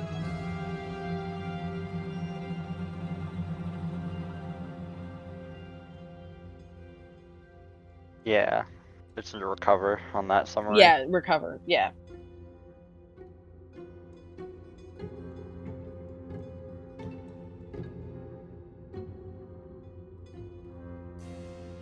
So basically what that does is it takes your harm that you've recorded and reduces it. So if it's a level 1 harm, then that's going to, once you click that, do all the clicks in your healing clock, it will reduce each harm by a level. So you don't automatically heal up from everything. Like, it is a lethal game, and a lot of it comes down to you're playing as the crew, not your individual PCs. I mean, you are playing your individual PCs, but it's a team game. They could, they could. It's kind of like Pendragon, where it's kind of generational, and eventually, your character's gonna die, and you're gonna need a new one. It's kind of that. Not nearly as lethal as Pendragon, I bet. Yeah, especially when you're running Pendragon. It's not my fault that I roll so well. Just slaughter us all. So yeah, let me get to recovery. And so you do have healer rolls. You either have to see a physiker, or roll a tinker. You can also go see somebody. At some point, you can get a crew member who can do that for you. And you make those rolls, and then you mark a number of segments on the healing clock. If you get a 1 to 3, you mark 1 segment, 4 to 5, 2 segments, 6, 3 segments, critical, 5 segments. Healing is a 4 segment in project clock. When you feel your healing clock, reduce each instance of harm on your sheet by 1 level, then clear the clock. If you have more segments to mark, they roll over. So the thing is the example they give is Cross has 2 injuries, a level 3 shattered right leg and level 1 battered. During downtime, he gets treatment. You decide the quality of the NPC. Player rolls 2 dice to recover and gets a 6, 3 segments on the healing clock. He decides to spend 1 coin to improve the result to a critical to get 5 segments instead. 4 segments to fill the clock. All the harm is reduced by a level and then clears the clock, marks 1 more segment, so his shattered leg is reduced to a level 2 harm and his battered is reduced to 0 and goes away. So Cross is left with 1 injury on his sheet, broken leg. So that's how that works, because for downtime activities, you can increase the result level by 1 for each coin spent. So that's one of the reasons why you do want to have some money with the crew. You can't do that in scores, but you can in downtime. And yeah, in chat they're also mentioning Devil's Bargain. That is another thing you can to change the effect. If you want to get that, or get that +2 to the roll, it's over in step 5, where it's either pushing yourself to gain 2 stress or take a Devil's Bargain. That was the thing, just to cover that during scores.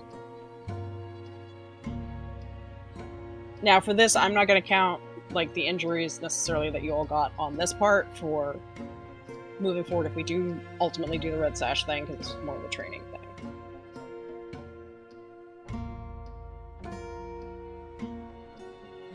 Fair enough. So do we want to look at the different crew types now? Do we want to, well, what do you all want to do? I'm open. Yeah, we could do the crew thing and then... Sure. And then kind of, just based on time or whatever, because it looks like... Yeah, because it looks like we got about, an hour. I mean, we did get kind of a late start on some things. I'm good with whatevs. Alright, let's see. We go to the crew types. Let me figure out the best way to do this. For you all.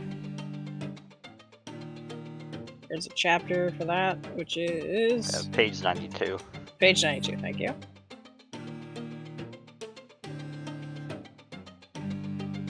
And it really comes down to what kind of crew do you want to be? There are assassins, bravos, cults, hawkers, shadows, and smugglers. Which I'll just drop in the Discord chat. Oh, okay, you got it? Yeah, I got it. Alright. I would just save it and then drag it over onto the thing, but full size is going to be gigantic. I'm not fussed with the tile, which is annoying. So basically, are you guys killers for hire, mercenaries and thugs, acolytes of a forgotten god, vice dealers, thieves and spies, or contraband transporters? For example, the crows would be hawkers. They're vice dealers. Because of their various gambling dens. Actually, most of them. Actually, I think all of these would probably be considered hawkers. Because they do have their various specialties and wares. You could argue that various different kinds.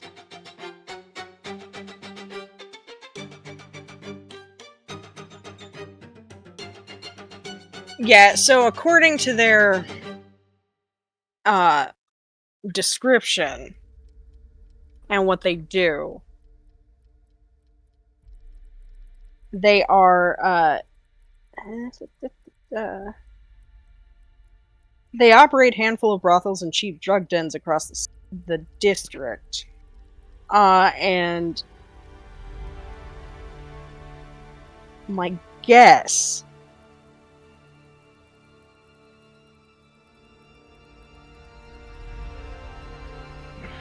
is that they could be hawkers, they could be bravos if they're more brawling. It's more about the crew playbook is more what does your crew do most often.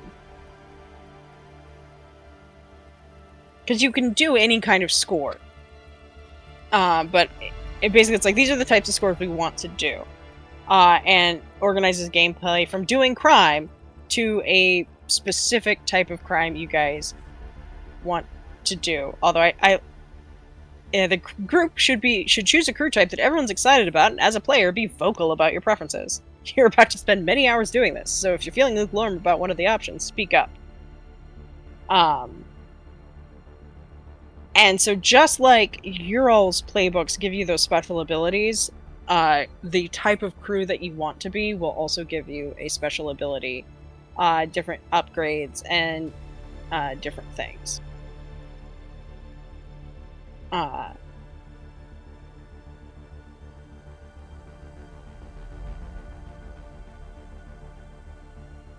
And you can also get, essentially, through training or different things, you can get, if I remember correctly, a type of group XP. Or you can level up your crew. I think that's the reputation. And different things. So every crew has... so your initial reputation and lair. Your initial reputation is 0. Your lair you pick. You establish your hunting grounds, which is basically look at the map and pick a district in which you place your hunting grounds. If we were to do that for this, it would be Crowsfoot, because let's not make this complicated. And you decide how you want to deal with the faction that claims the area.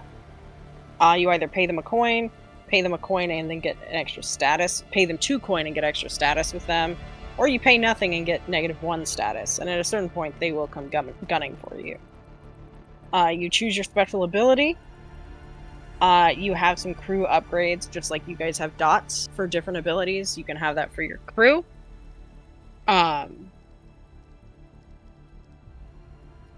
Then you get to pick various factions that either helped you or were against you, and then choose a favorite contact. So very similar to character creation.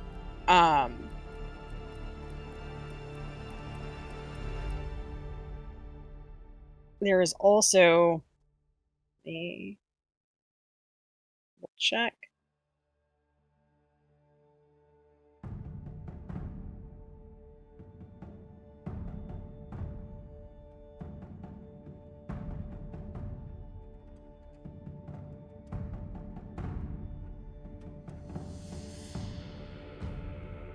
So if you have training as a crew, you get certain things where you basically get more XP for training those things, because that's like what you specialize in. So if you're a group of assassins, you have training in insight and prowess. So when you are going to spend downtime training in those, instead of getting 1 tick mark, you get 2. Benefits of being an assassins.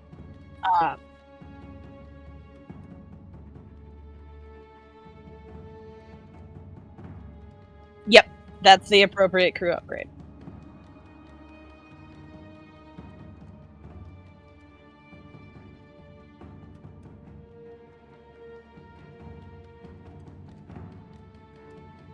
So, just to kind of go through these quickly, and so we don't necessarily have like a whole bunch of dead air for people watching, because I don't have like the PDF in there or anything. Just somebody want to kind of go through these just to give my voice a bit of a break, and so I can grab food real quick because I'm starving. What the different crew types are, and like kind of the descriptions at the top of this. Anybody feel like reading? No, not the one. I'm talking about the one like in the PDF. There's a bit more information starting on page 100. There are pages. Oh, alright. Yeah, I guess I can do it. I'm gonna just again, because Nora's already here. I'm gonna use Nora for my AFK. I'll be right back. Alright. Okay, so our various options. First one, assassin. Killers for hire. Much like, has already been described. Professional murderers. Death is your business. In Duskwall, this means extra trouble from the spirit bells and vengeful ghosts. Be prepared. When you play assassins, you earn XP when you execute a successful accident, disappearance, murder, or ransom operation. And then it questions if you have any scruples when it comes to who you kill, or is everyone fair game?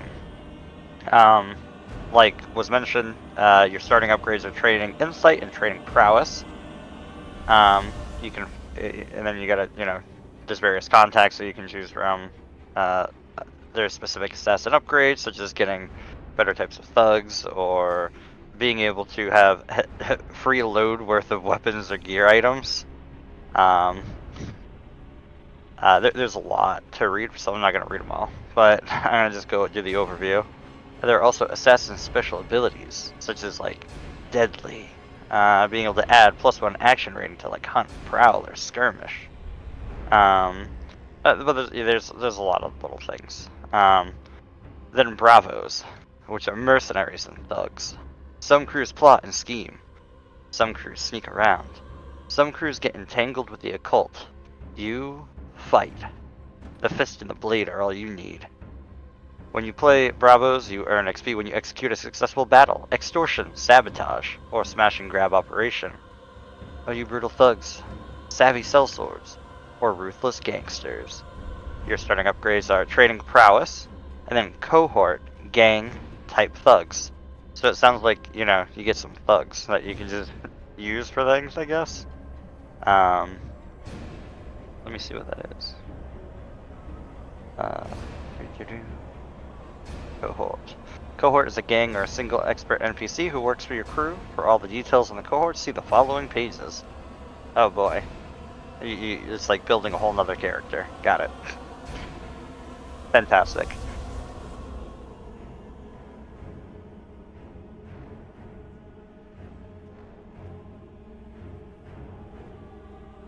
Yeah. You make a crew. Yep. And then, yeah. And then if you have cohorts and whatnot, you also have to then build the gang of the crew. Let's see. Bravos. Anything. Their hunting grounds are typically battlegrounds, extortion sites, sabotage, smashing crabs. Alright. Many of their abilities have to do with, like, kick down the door kind of stuff. And being feared. Then there's cult. Acolytes of a forgotten god. You heard the secret voice calling in the darkness. You obeyed. You are its instrument, and the world shall bow before its glory. Or burn. Okay, I'm sorry, that was badass. When you play a cult, you earn XP when you advance the agenda of your deity, or embody its precepts in action. Instead of hunting grounds, you have sacred sites that you use for your operations. Starting upgrades are training resolve, cohort, gang, type, adepts. So I'm guessing like occulty figures. You gotta pick your deity, describe it with 2 features from the list. Alluring, cruel, ferocious, monstrous, radiant, sinister, serene, and transcendent. Well, I mean, obviously, alluring, monstrous, for, my good buddy Christopher. But nah, there's all sorts of things. Like having an ancient gate that creates safe passage into the Deathlands. Damn, that's a whole, this cult feels like it's a whole other kind of game. Yeah, the cult is a very different game. Hawkers, which are vice dealers. All of Duskwall craves escape. They can't go outside, but they can turn to you. That wasn't as cool.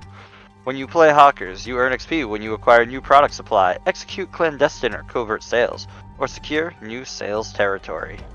Instead of hunting grounds, you have a sales territory where you sell your product. What's your product? Who's your supplier? Where and how do you sell it? Starting upgrades are training resolve and lair secure, meaning you must have a secret base that's safer than normal. Primarily doing selling, supply, shows of force, and socializing. And let's see, anything else of note? There's a lot of being good at talking and dealing in markets. Alright.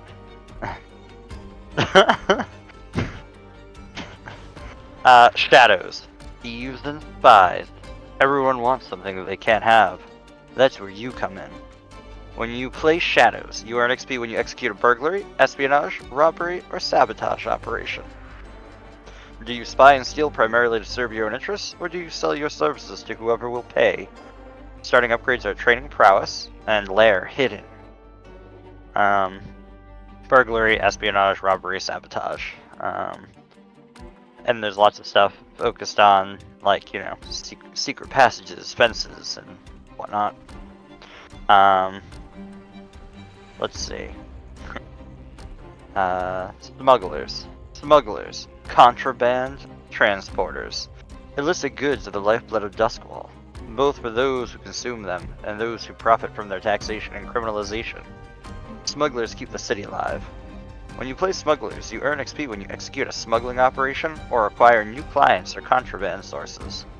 Instead of hunting grounds, you have cargo types that you use for your operations. What kind of contraband do you transport? Do you have any rules about what you will or won't carry? Starting upgrades are training prowess and vehicle, a boat or carriage.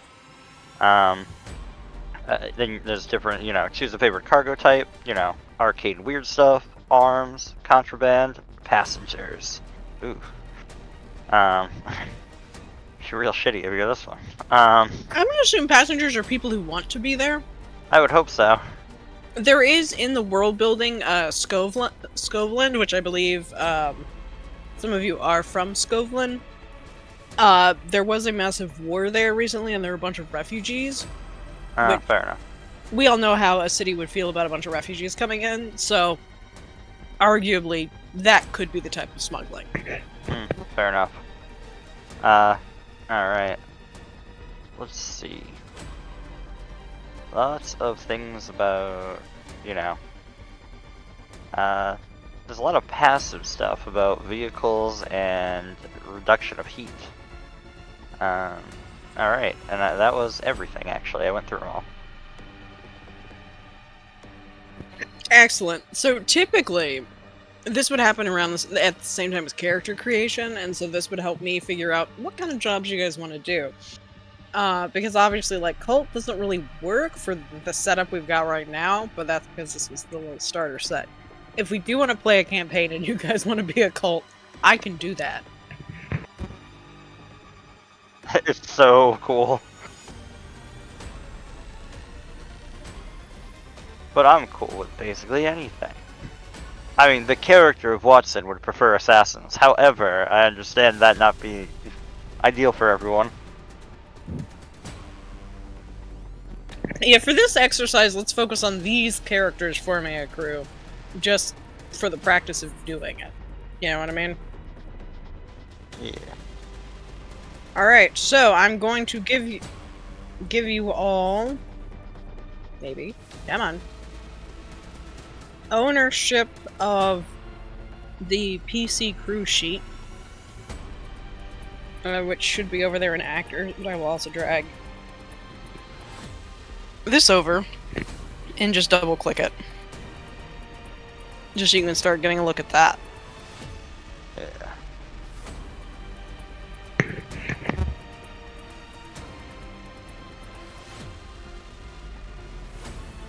Any thoughts on what type of crew y'all would like to be?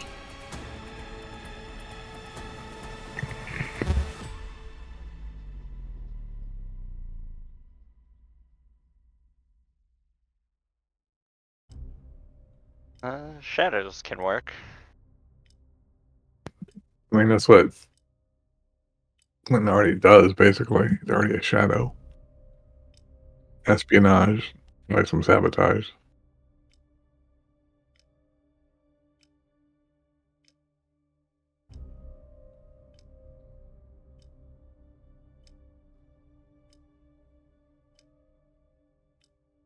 So, Shadow?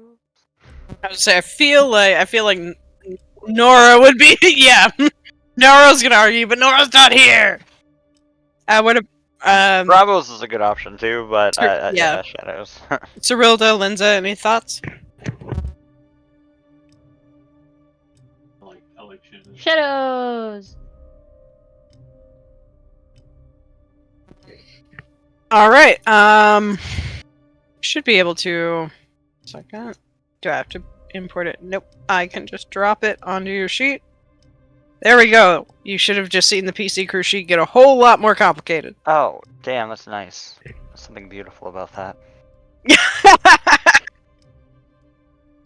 Yeah, for people who are going to be playing Kingmaker, I feel like the spreadsheet crew. This is for you. All right. So we have chosen the crew type. Let's go through the checklist here. Let me pull back up the checklist. All right. Choose an initial reputation and lair. Choose how the other underworld factions see you.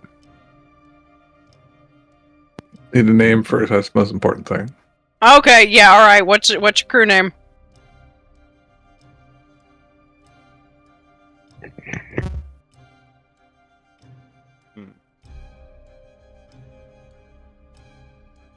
How about we build the crew, and then if we come up with a name that feels right. But I do agree it's the most important question.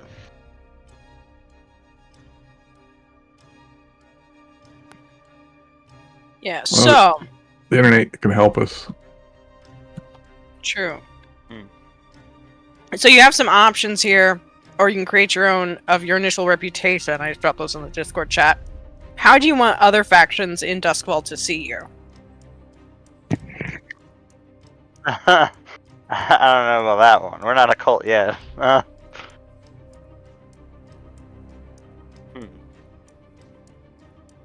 Savvy is a good word.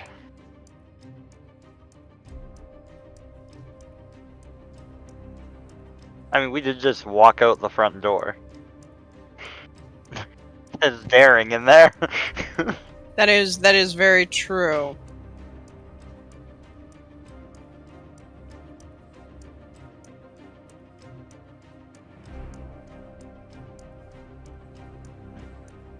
Yeah.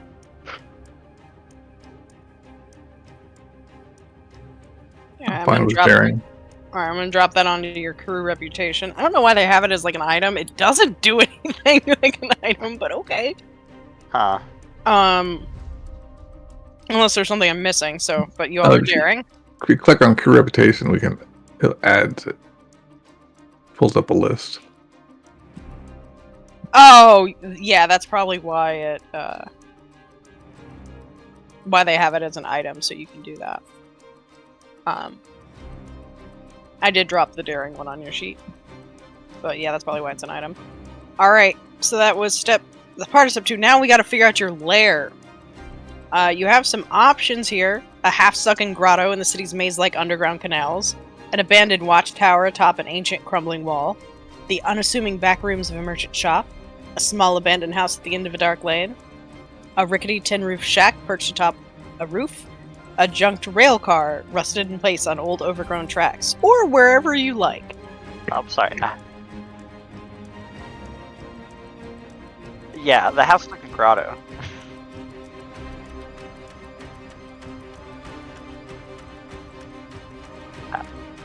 Those three are my preferred ones too. I favor the grotto because I saw maze-like, and there's something about mazes that I like. It is.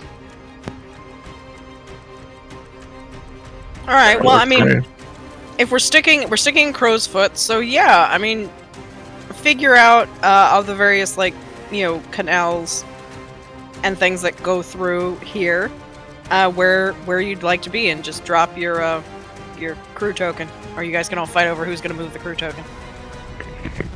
Maybe an entrance under one of the bridges. I don't know what constitutes a grotto these days. It seems like something in nature. I'm not sure sort of grotto we'd have in a city like Duskwall. Well, it is a maze like underground canal, so basically it's just a collection of water. We could have underneath a bridge. Yeah.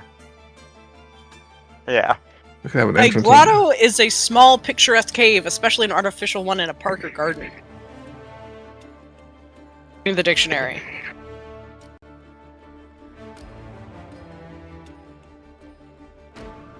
Alright, well, here's a place called the Devilfish Canal. There's a bunch of bridges there.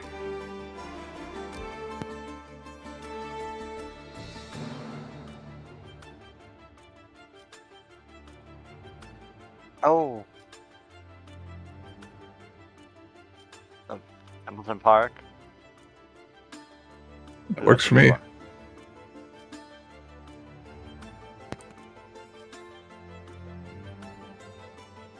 Damn, that is actually called Orphan's Canal. Yep. I mean, it makes sense. The orphanage is right next door. Yeah.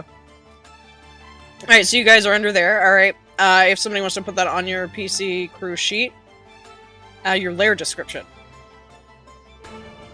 I can get it. No, somebody else has got it already. Alright, now you establish your hunting grounds. Which is, you have to choose a small part of a district. Obviously, we're in Crowsfoot. And so the area is small, only 3 or 4 city blocks, but it's still an intrusion on somebody.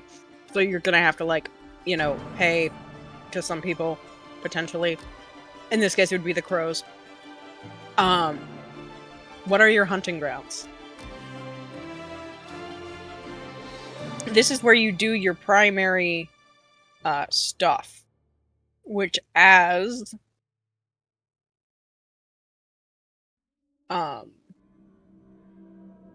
shadows is, I should say on the shadow description what you do. Burglary, Shadows. espionage, robbery, or sabotage. Yeah, where do you burgle the most?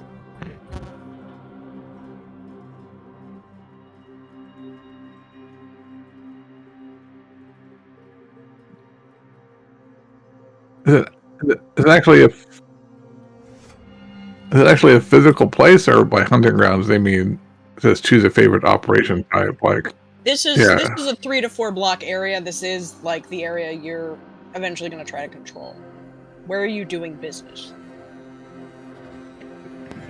well, I think it'd be either in and where our grotto is, or else very far away from our grotto, near the idea that we don't poop where we eat or whatever.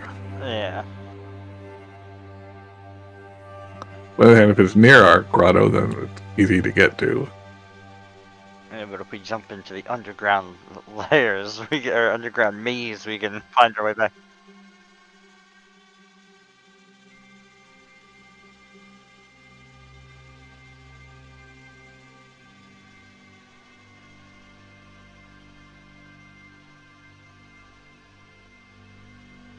Feel free if you guys want to just use the draw tool to mark out an area.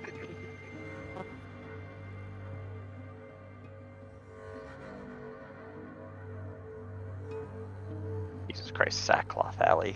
The names of these. This is a happy place.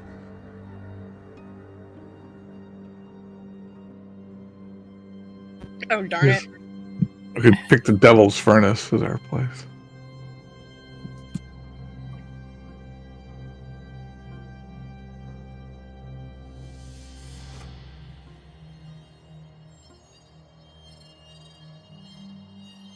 But yeah, so You should be able to use draw tools now.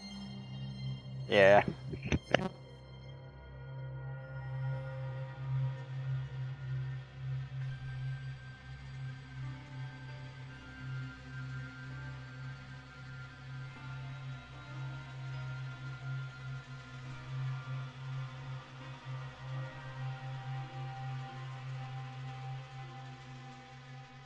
Yeah, it looks like Nathan's got it.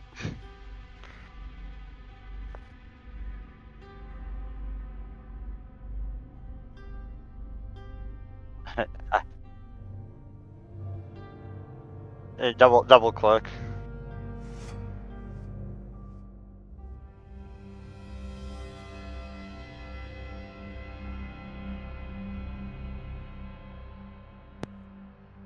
I think I'm probably gonna have to bail here pretty soon too. That's totally fine.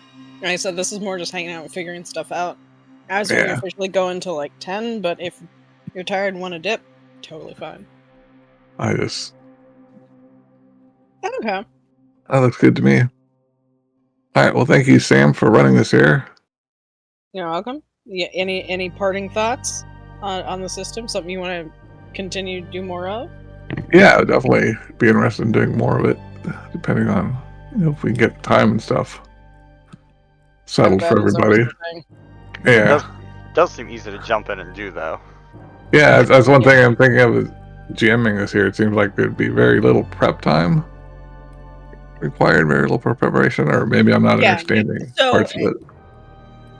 It is very little prep. I mean, I prepped 0 as far as the like situation in the warehouse, a lot of it, that's why I would ask you guys, like, okay, what does the warehouse look like? What are you doing? It's more being able to track the larger factions in the city, and like how things are reacting to the PCs. Right. Unless you're like me and you make those ridiculous handout. Literally none of the newspapers and handouts with your guys' background, none of that was made. I made all that because I'm insane. I think they're great. It's good. But that's more because I like giving lore drops for people to paw through, and I know certain people, Scatric, enjoy those things. So, but yeah. Well, for a game like this where there's lots of making stuff up on the fly, it's good to have a common lore for everybody to refer to, that sort of thing. It seems like.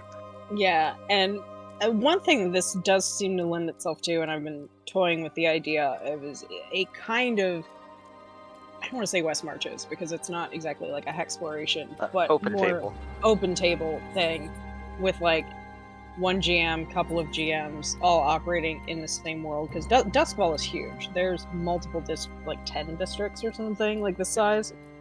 So arguably, you could have crews operating that never even really intersect until they do.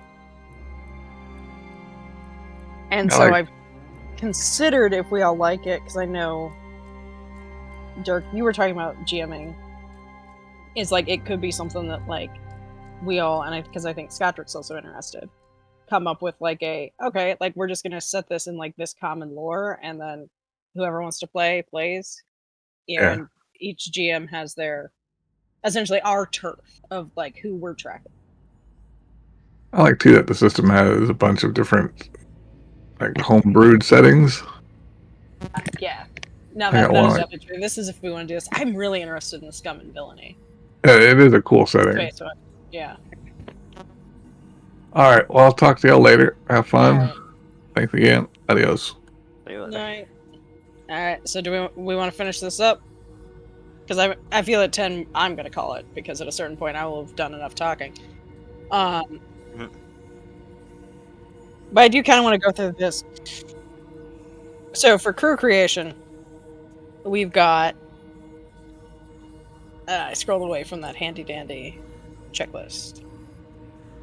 So we've established the hunting ground. We'll worry about the like paying coin to them. Basically, are you going to pay 1 coin to the faction in that area? Are you going to pay 2 so you get status with them? Or are you going to pay nothing so you lose status? Which is essentially, and this would be to the crows. Like, we're just going to go based off the current situation. Keep it neutral for now. All right.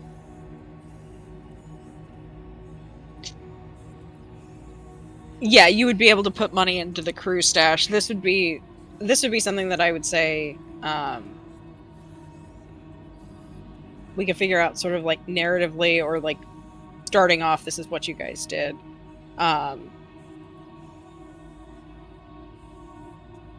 Because I do find that interesting, because it's not like you all start with money, I don't believe. So maybe it's something that like you would then do at a certain, once you start playing, like, okay, well, we owe them 1 coin. It's probably what it's looking at. Then we choose a special ability.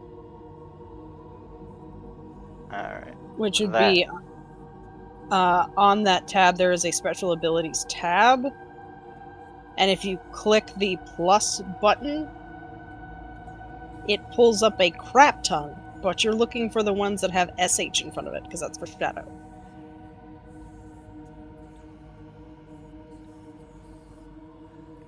And if you hover over the question mark, it will say what it is. I can also drop a screenshot of it in chat.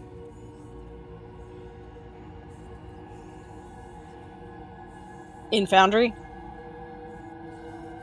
Yeah. Yeah, unfortunately, unlike the PC sheet, it doesn't just have these ready, on the sheet and you just click it. Like, you've got to, add them on there, which is a little bit frustrating.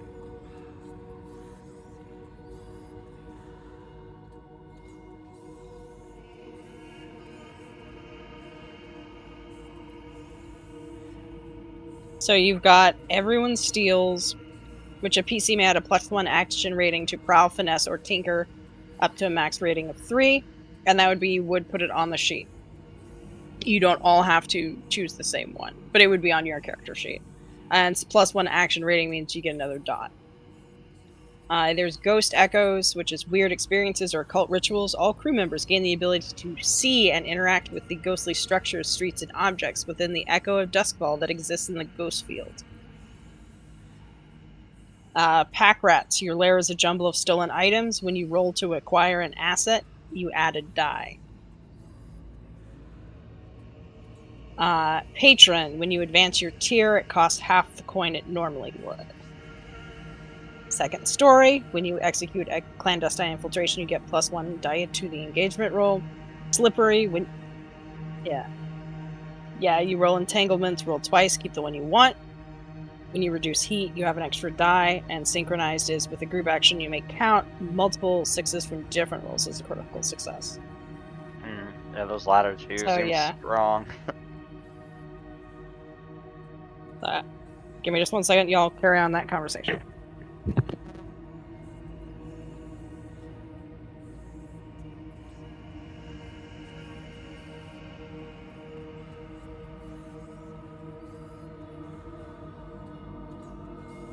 Yeah. Yeah. I like synchronized. Synchronized for mechanics, but pack rats just for flavor and fun. Now, with the acquire an asset, that is a downtime thing that can be pretty important because it is like you're acquiring things. So that adding a die to that is not a bad thing mechanically. Maybe not necessarily for starting out.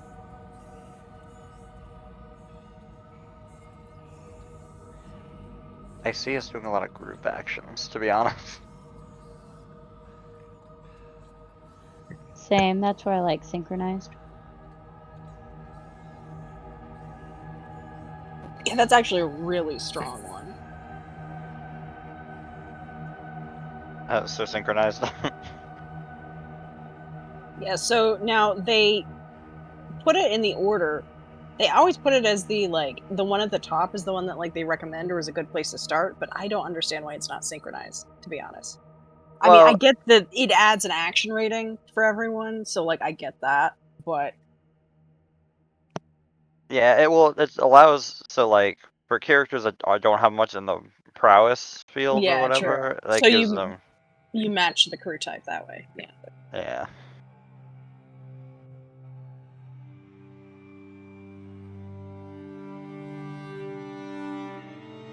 And everybody can pick what they want to pick, kind of a thing too.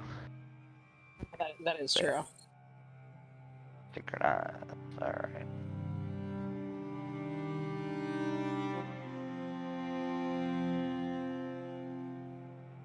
All right. Under hunting grounds, we are supposed to choose the favorite operation type. We never did that. Yep. What is y'all's favorite operation type? The options are burglary, espionage, robbery, and sabotage.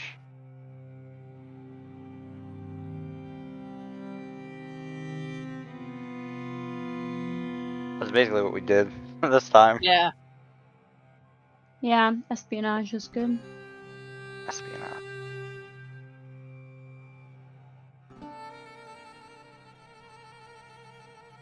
Alright, are you putting it on the sheet? Or I got it.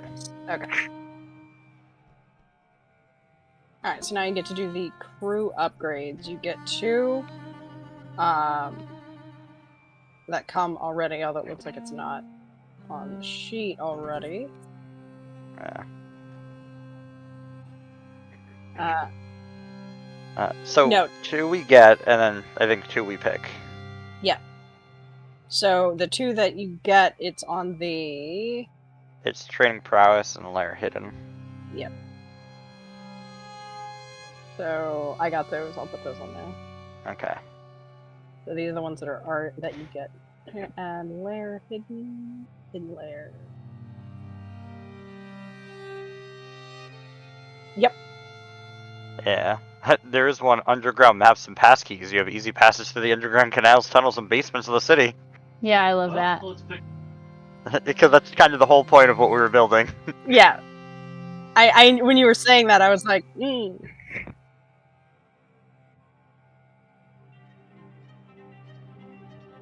the thief rigging. is cool.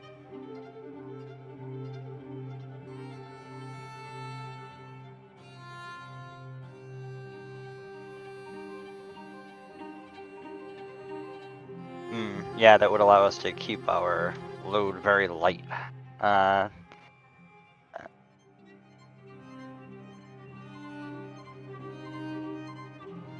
well that was easy. Alright, you got those. Excellent, excellent. Now we have one faction helped you get an upgrade. Who helped you get one of these? Yeah, that feels Yeah. appropriate. And who was harmed? I'm gonna say probably Land Blacks. Probably the Land Blacks. So yeah, that would change your status with them. Yeah.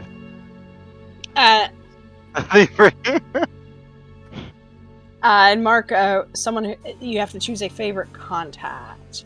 Let's see if I don't know if there are options. Yeah, there's options. Okay. There's Dowler, an explorer. Perhaps one of the rare Deathland scavengers that survived his sentence. LaRose, a Bluecoat, perhaps an informant within the City Watch. that might have worked with Quentin's thing. He paid him off. Let me see. Amuncio. I do like Rigney though, a tavern owner. I feel like it's always nice to know a tavern owner. Fair.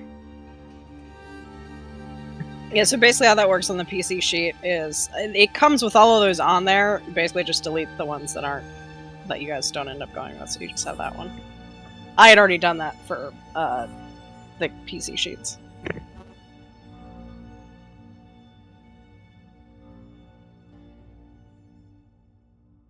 Yeah. Yeah. Oh, Yes. okay, then yeah. Yeah, one is +1. One we Yeah. get a +1 and one we get a -1.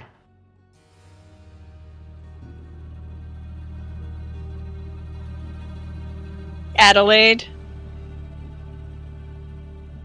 Alright, okay, well then I definitely messed up on like y'all's character sheets now that I realize you can do that. Okay, where is that clicking? Is it on the actual thingy or? Yeah. Yeah, oh, you click it. Okay, there it is. Oh, I'm so we're learning supposed new to have things the about other. the sheet. Yeah. Oh, okay. Well, we'll worry about that later. Well, it's a learning experience. Okay, also you guys do start off with a weak hold, I believe. You do not have a strong hold. Because you are 0, so let me move that over on your sheet. You have a weak hold. And let me go. Nah. No, you do not start with one. That's only if you get as an upgrade. Yep. Like the cult does.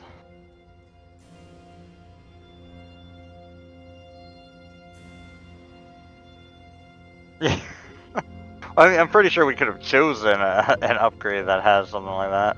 Like Elite Skulks. Oh no, that's Assassins. I'm looking at. Yeah, let me look at... Elite Rooks. That- Yeah.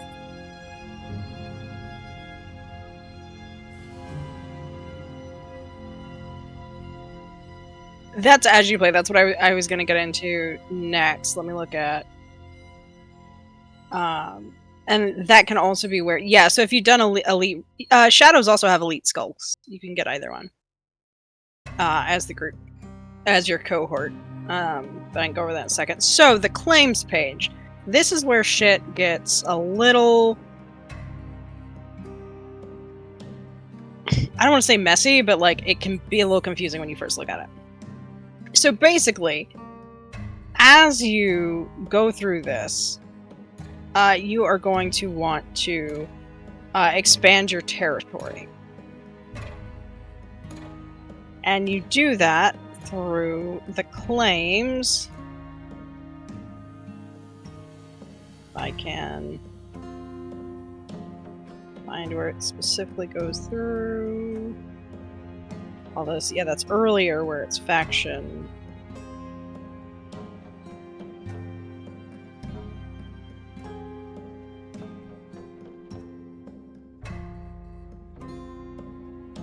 Scroll.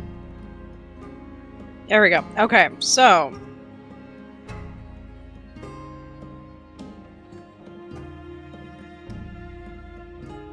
maybe that's under advancement.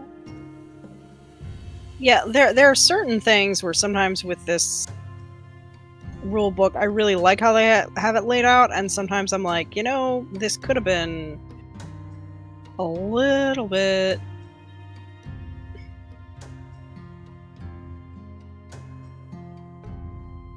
more better laid out.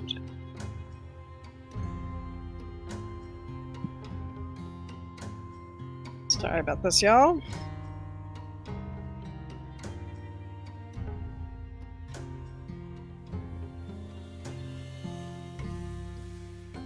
Okay, it's all under advancement. All right.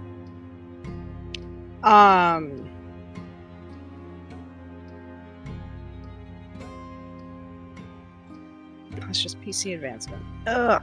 Okay.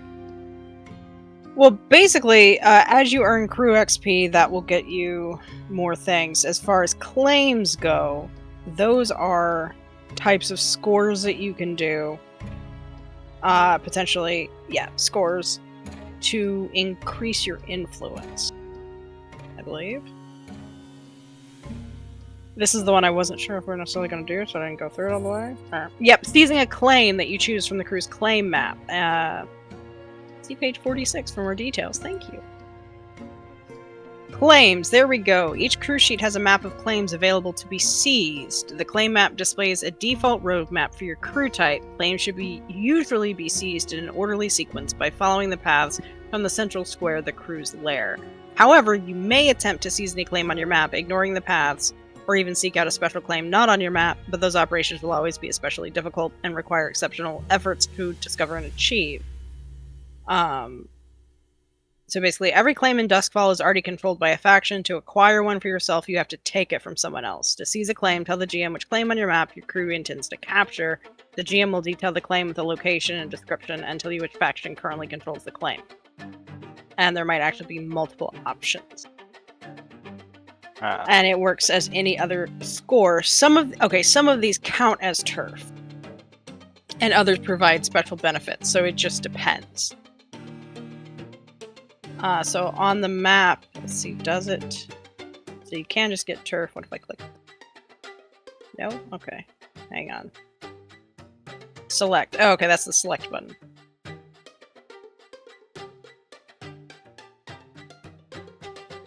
I'm also figuring out how the sheet works. Yeah, selecting turfs gives you a greater chance to have higher reputation, it looks like. Yeah. Because basically, I believe turf and claim, reputation. Your crew gets a certain amount of reputation. That's what the rep is. And once you fill up the rep bar, then you get more turf, I believe. That's I think it's typically done, although I'm not entirely sure. Well, it looks like when you clicked on the selected the turf, I think it added a bar. Oh, it does add a bar. Yeah, okay. So yeah, so you got to do it that way. Okay. So I guess there is turf that shows up there. Okay. Okay. Oh, okay, so there's some that we have to get one way, and then turf actually gives you the opportunity to fill it up a different way. Yeah. Yeah. I think there are a couple of ways to get it. Well, fair enough, but this isn't anything that we're dealing with right now, right? Right. So this is like you have your lair, you got and so from here you can either go to get a loyal fence, Get covert drops, which is +2 coin, and your payoff for scores that involve espionage or sabotage. You can gain more turf, or you can gain informants based on the roadmap. Because if you hover over each thing, it kind of shows you like where things are going.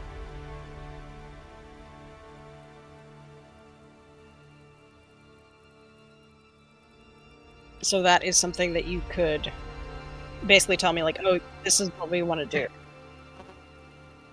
Yes, hagfish farm is a thing, because basically that is where you drop corpses and the hagfish will eat them.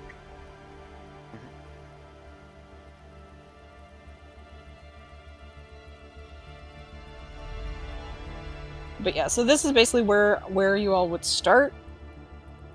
And then when it gets to various downtimes, payoffs, there is, faction XP, faction influence, and advancement that happens.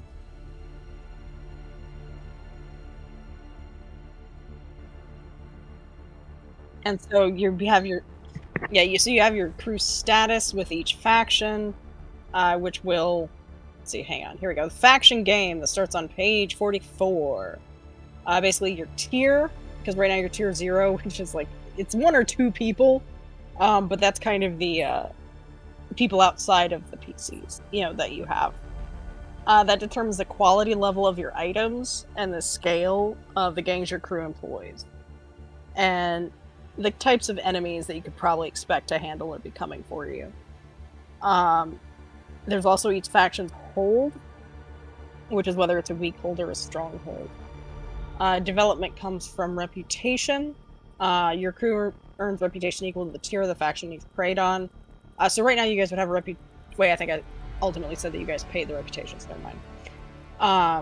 However, if you keep quiet, you need 12 reputation to fill the rep tracker on your crew sheet. When you fill it, do one of the following. If your hold is weak, it becomes strong.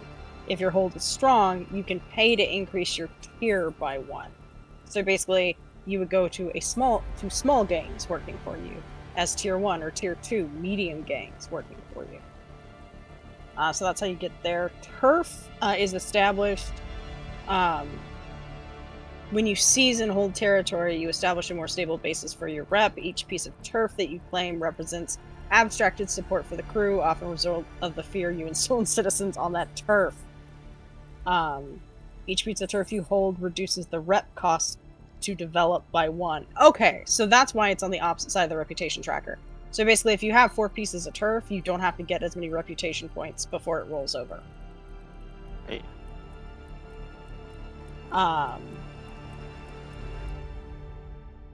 You can hold a maximum of 6 turf. Reducing hold, you may perform an operation specifically to do that. When a faction's at war, it loses 1 hold. Faction status, okay, blah blah blah. Claims, we did that, seizing a claim. Losing a claim, an enemy faction may try to seize the claim your crew holds. You can fight to defend it, negotiate a deal with them, depending on the situation. If you lose a claim, you lose all benefits of the claim. If your lair is lost, you lose the benefits of all your claims until you can start to restore your lair or establish a new one. So that is the rundown on that. The only thing we haven't really done that's on here is we have not gone over the prison stuff. I don't want to go over the prison stuff right now. Or build a cohort, which is also like a thing.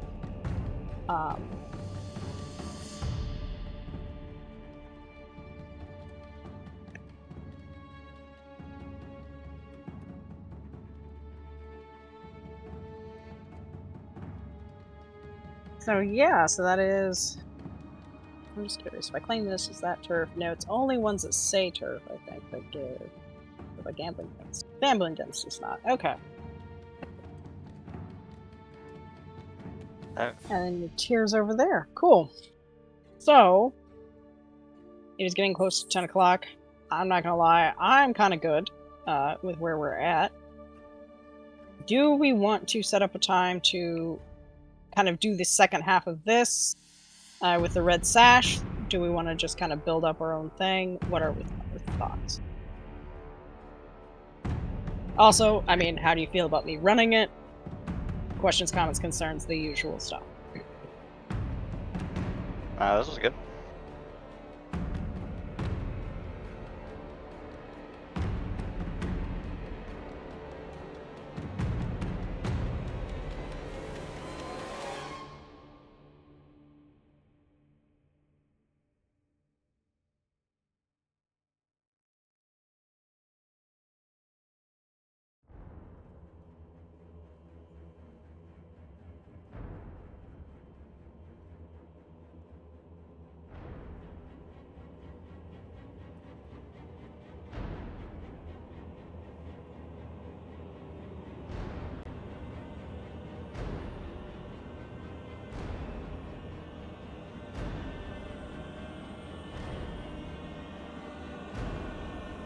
Yeah, we didn't get into, like, necessarily flashbacks, because I didn't want to complicate it, but that's the thing. That can be another thing where I'm like, okay, you guys are cornered, you know, like, Bazo's coming back, and then you could be like, let's do a flashback because I planted a bomb that can go off where he is, you know, or something. Now, you Yeah. could, like, you take stress to do that, and depending on how big it is, we might actually have to, like, do rolls, and, like, that can depend on things, or how well it does. But yeah, it does cover, like, that larger planning thing. I was just trying to do the basic stuff. Also, very few of the things on this map, like, their names on a map, but, I don't know what they are. If there's not the big red arrow pointing to it, it is not really detailed, with the exception of, like, the leaky bucket does have a description. But everything else is literally just names, and you all / me create the fiction that goes with it. So. Yeah, let me actually, let me go over it. Yeah, I can't switch these, so I'll finish slowly. Yeah, if you go over to Dustfall, I'm just gonna activate it. Yeah, so you guys can look at it. This is actually from Drive-Thru RPG. It's an expansion. The like vanilla Dustfall map doesn't have all the streets and stuff filled in, but it's like $6 right now to like get all this. Very nice. But so Crow's Foot is here.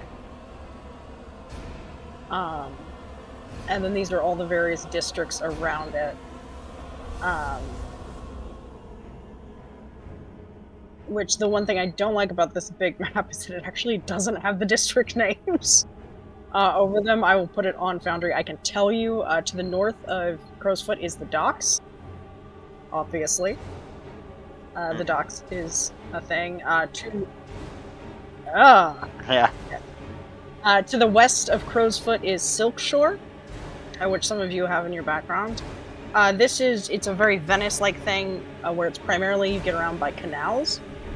I can do an overview of like the points of interest, but to the south of you is Char Hollow. It has Dogtown, The Sheets, Old Village, Knackers. And it does include Strangeford Island, which is held by Lord Strangeford, who is the head Leviathan hunter and noble house. All the way at the bottom, you have Barrowclef, which is the farming. Over to the, I guess, the south west. Eels. There's eelery, but there's also radiant energy farms, where they have managed to create radiant energy in plants and things to make artificial light. But if you're curious, there is actually like some things in the core rulebook when you get back towards like the city of Duskfall there that will detail it. Some of it is like in character from the setting. But anyway, so then we have Dunslow, which includes Ironhook Prison, the Dunslow Ghetto, Dunville Labor Camp, and Bagtown, along with the Mire, which is a mud farming. Yeah, that's exactly what it sounds like. Then kind of going around from there, we've got...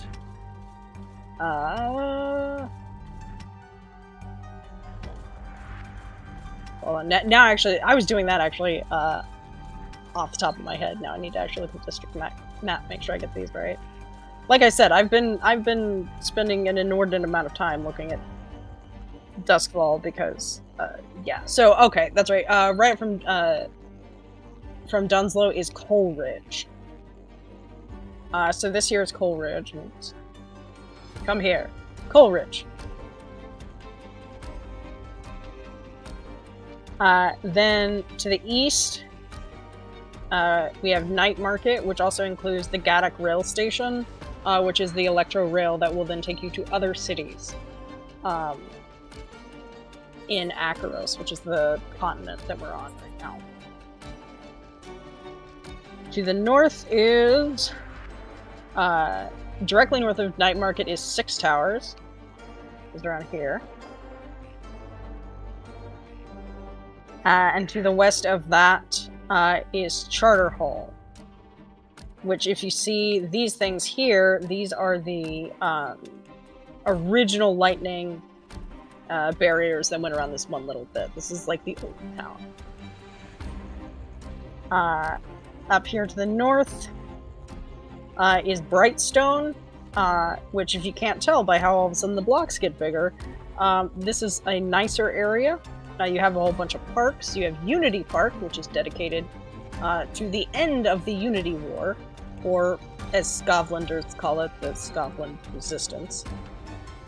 Think of it as if we lost the Revolutionary War. There you go. Where? Oh, it's in the water! Okay. Yeah. I did not notice. Alright, Brightstone. Well, I yeah. saw Night Market. I thought it was a one-off until you said that. Yeah. I think it's because it's dark and I looked at. Anyway, well, yay, we found stuff. But then up here at the top, it is White Crown, which is essentially where the Lord Governor's stronghold is, and all those various things. I can real quick, if you guys care and want to do it before we hop off, detail a little bit about like life in Duskfall. Who runs things and so forth. Alright, I can do this real quick. There is also, if you go in the PDF, starting on page 237, is where I'm getting all this from. This will give you all of this. But, let me scroll down to Law and Order. So, the Lord Governor oversees imperial interest in Duskfall, enforcing edicts from the immortal emperor. Because, yeah, that guy who, like, fought the Cataclysm 1,000 years ago, still around, immortal emperor. That's a thing. The Lord Governor commands the imperial military garrison and warships in the city, and breaks ties when needed on city council measures. He is appointed by the immortal emperor. The city council consists of 6 members of nobility who draft and approve legislation, city ordinances, public works, etc., etc., etc. I can't tell you who all those are. I'm not going to right now. The Ministry of Preservation manages the provisions for the Imperium, ensuring that food and supplies are transported where they're needed across the electro rail lines and within the cities. They also oversee the Spark Rights, who design and maintain the lightning barriers. They are appointed by the Emperor. So I guess like this empire had a bit of communism in there in some ways, or like it's giving USSR a bit, just a little bit. Magistrates issue warrants, prosecute trials, assess evidence, and pronounce judgments. There are no juries. Magistrates are appointed by the city council, aka the nobles. The city watch, aka Bluecoats, patrol the streets, encourage compliance with the law. That's in quotes, by the way. Capture offenders and operate Iron Hook Prison. Watch guards are hired by the commander of the watch, who is appointed by the city council, aka the nobles. The inspectors, also known as constables, investigate crimes and present evidence for warrants and trials. They're appointed by the Lord Governor. They're often foreigners to the city with no close ties to Duskwall, but have a reputation for being incorruptible. There is also the Spirit Wardens, who handle the spirit side of Duskfall, which I'll get to in just a second. But basically, when you die in Duskfall, somebody has to come collect your soul. I mean, your spirit. And that someone are the Spirit Wardens. Because when a person dies, a spirit... Hang on, let me get the name of it right.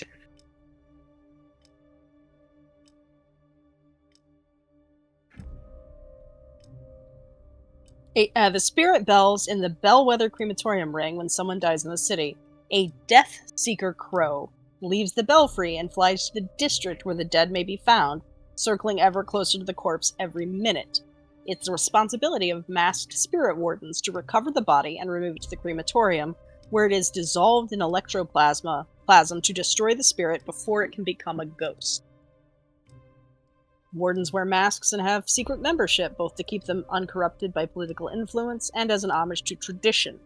Ancient ghost hunters wore masks and concealed their true names as defense against dark magic.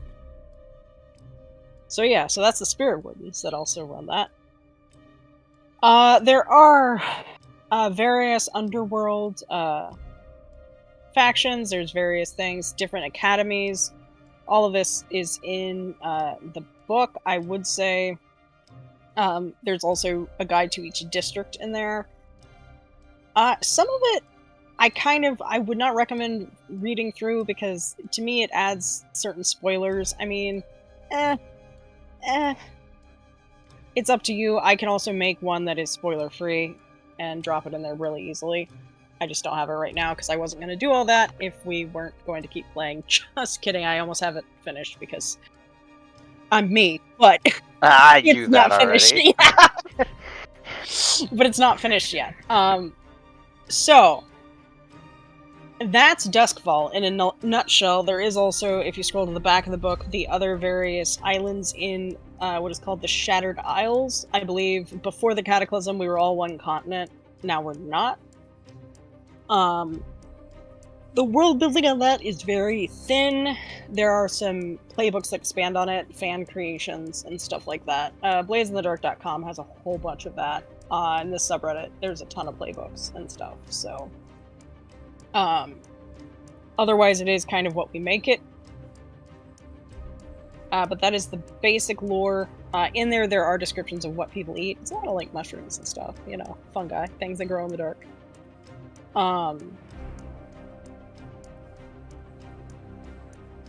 But yeah. Welcome to Duskfall. I was gonna say the crew name, but you guys did not pick the crew name. Yeah. Well, we don't have everybody here, and, you know. Yeah. So. Okay. There are also different, like if you do go over to the newsstand, you will notice the date on here. Dates and times are measured very differently in Duskfall. I'm not going to really get into it. There are 6 months in a year, 60 days in a month, and we are in the year 847 of the Immortal Emperor's reign. So...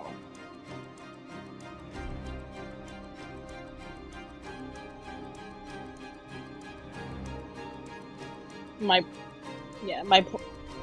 plan is to update these papers, one with like the results of like the crew's scores, but also just stuff going on as kind of like you said, like this is the shared lore or like touchstones in the setting that we can build on as we go. And because I'm a slut for graphic design, apparently. Nah, the news bits are nice.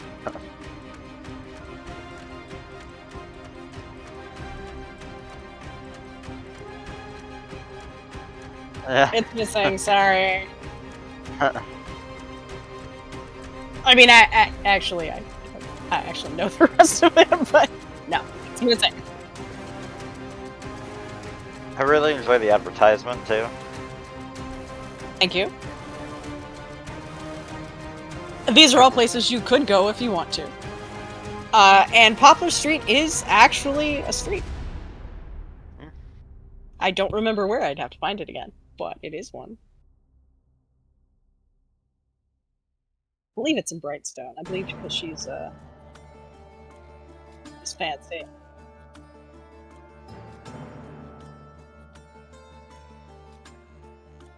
I don't think there is one. I've looked. But there will be. But there will be by the time we're done. Because I have one. I'm making one. With the group, but yeah. So, I'm assuming, based on the positive responses, that you all like this.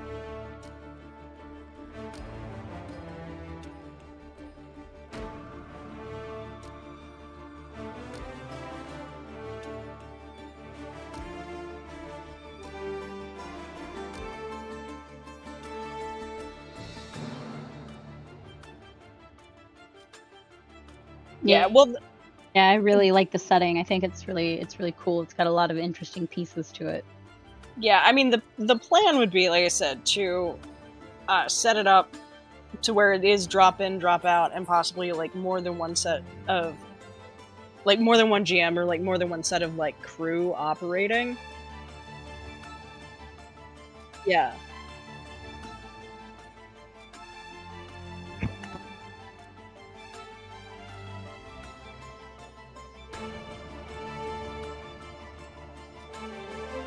Like, get that Right. to do that. Or And you're all a being- part of the same group, Same and crew. just different members of the crew are being sent on different missions. Yeah, it depends on how many people are interested in how we want to do it, because it could be something that, like, you know, if Scottrick and I both wanted to GM, like, we could be on opposite sides of Duskfall, and then ultimately, you know, if you guys expand your turf or you do whatever, like, the crews could end up, you know, butting heads, or even if it's within the same, like, a single GM running it, like, two crews could go up against each other. There's not exactly PvP rules, but we could figure something out. But that's if we got a lot of people. Which, at least from, like, Paradise Vale showed that, like, there can be interest. I don't necessarily know how much, because this is also, like, not D&D. This is a very different system. But, on the upside, character creation is really easy. I mean, making these pre-gens for y'all was... Well, making the actual mechanical pre-gens was ridiculously easy. Making the background sheets took me 3 days to make the police form. They were really helpful though. But yeah, and that there are little like lore nuggets and different things in there, because I prefer to do it that way rather than just, I mean, I did read you guys stuff here, but that doesn't sink in versus, oh hey, I mean, it's kind of like the way Dirk did with Quentin, where it's like, well, it says here, you know, like I go back here and this is stuff I've done, and do I have diplomatic immunity and stuff like that. So those are various things. But that is all I've got. Let me actually click over here again to chat, see if anybody's said anything. Probably not. Because yeah, otherwise I am good for the evening unless there's anything else. Thank you all for... This was Yeah. cool. Yep. You're welcome. Thanks for playing and bearing with me on some of the rougher sections. Oh no, it was good. It gave us time to look at things too. So Mm.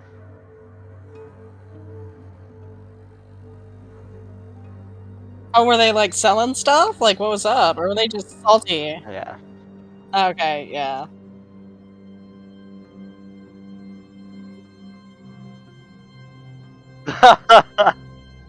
You're welcome. I have that effect on people. Yeah, no, hopefully I'll be doing these more often. I mean, eventually, if this does become a thing, I'll probably ask, like, for money for time. But, you know, we can work that out.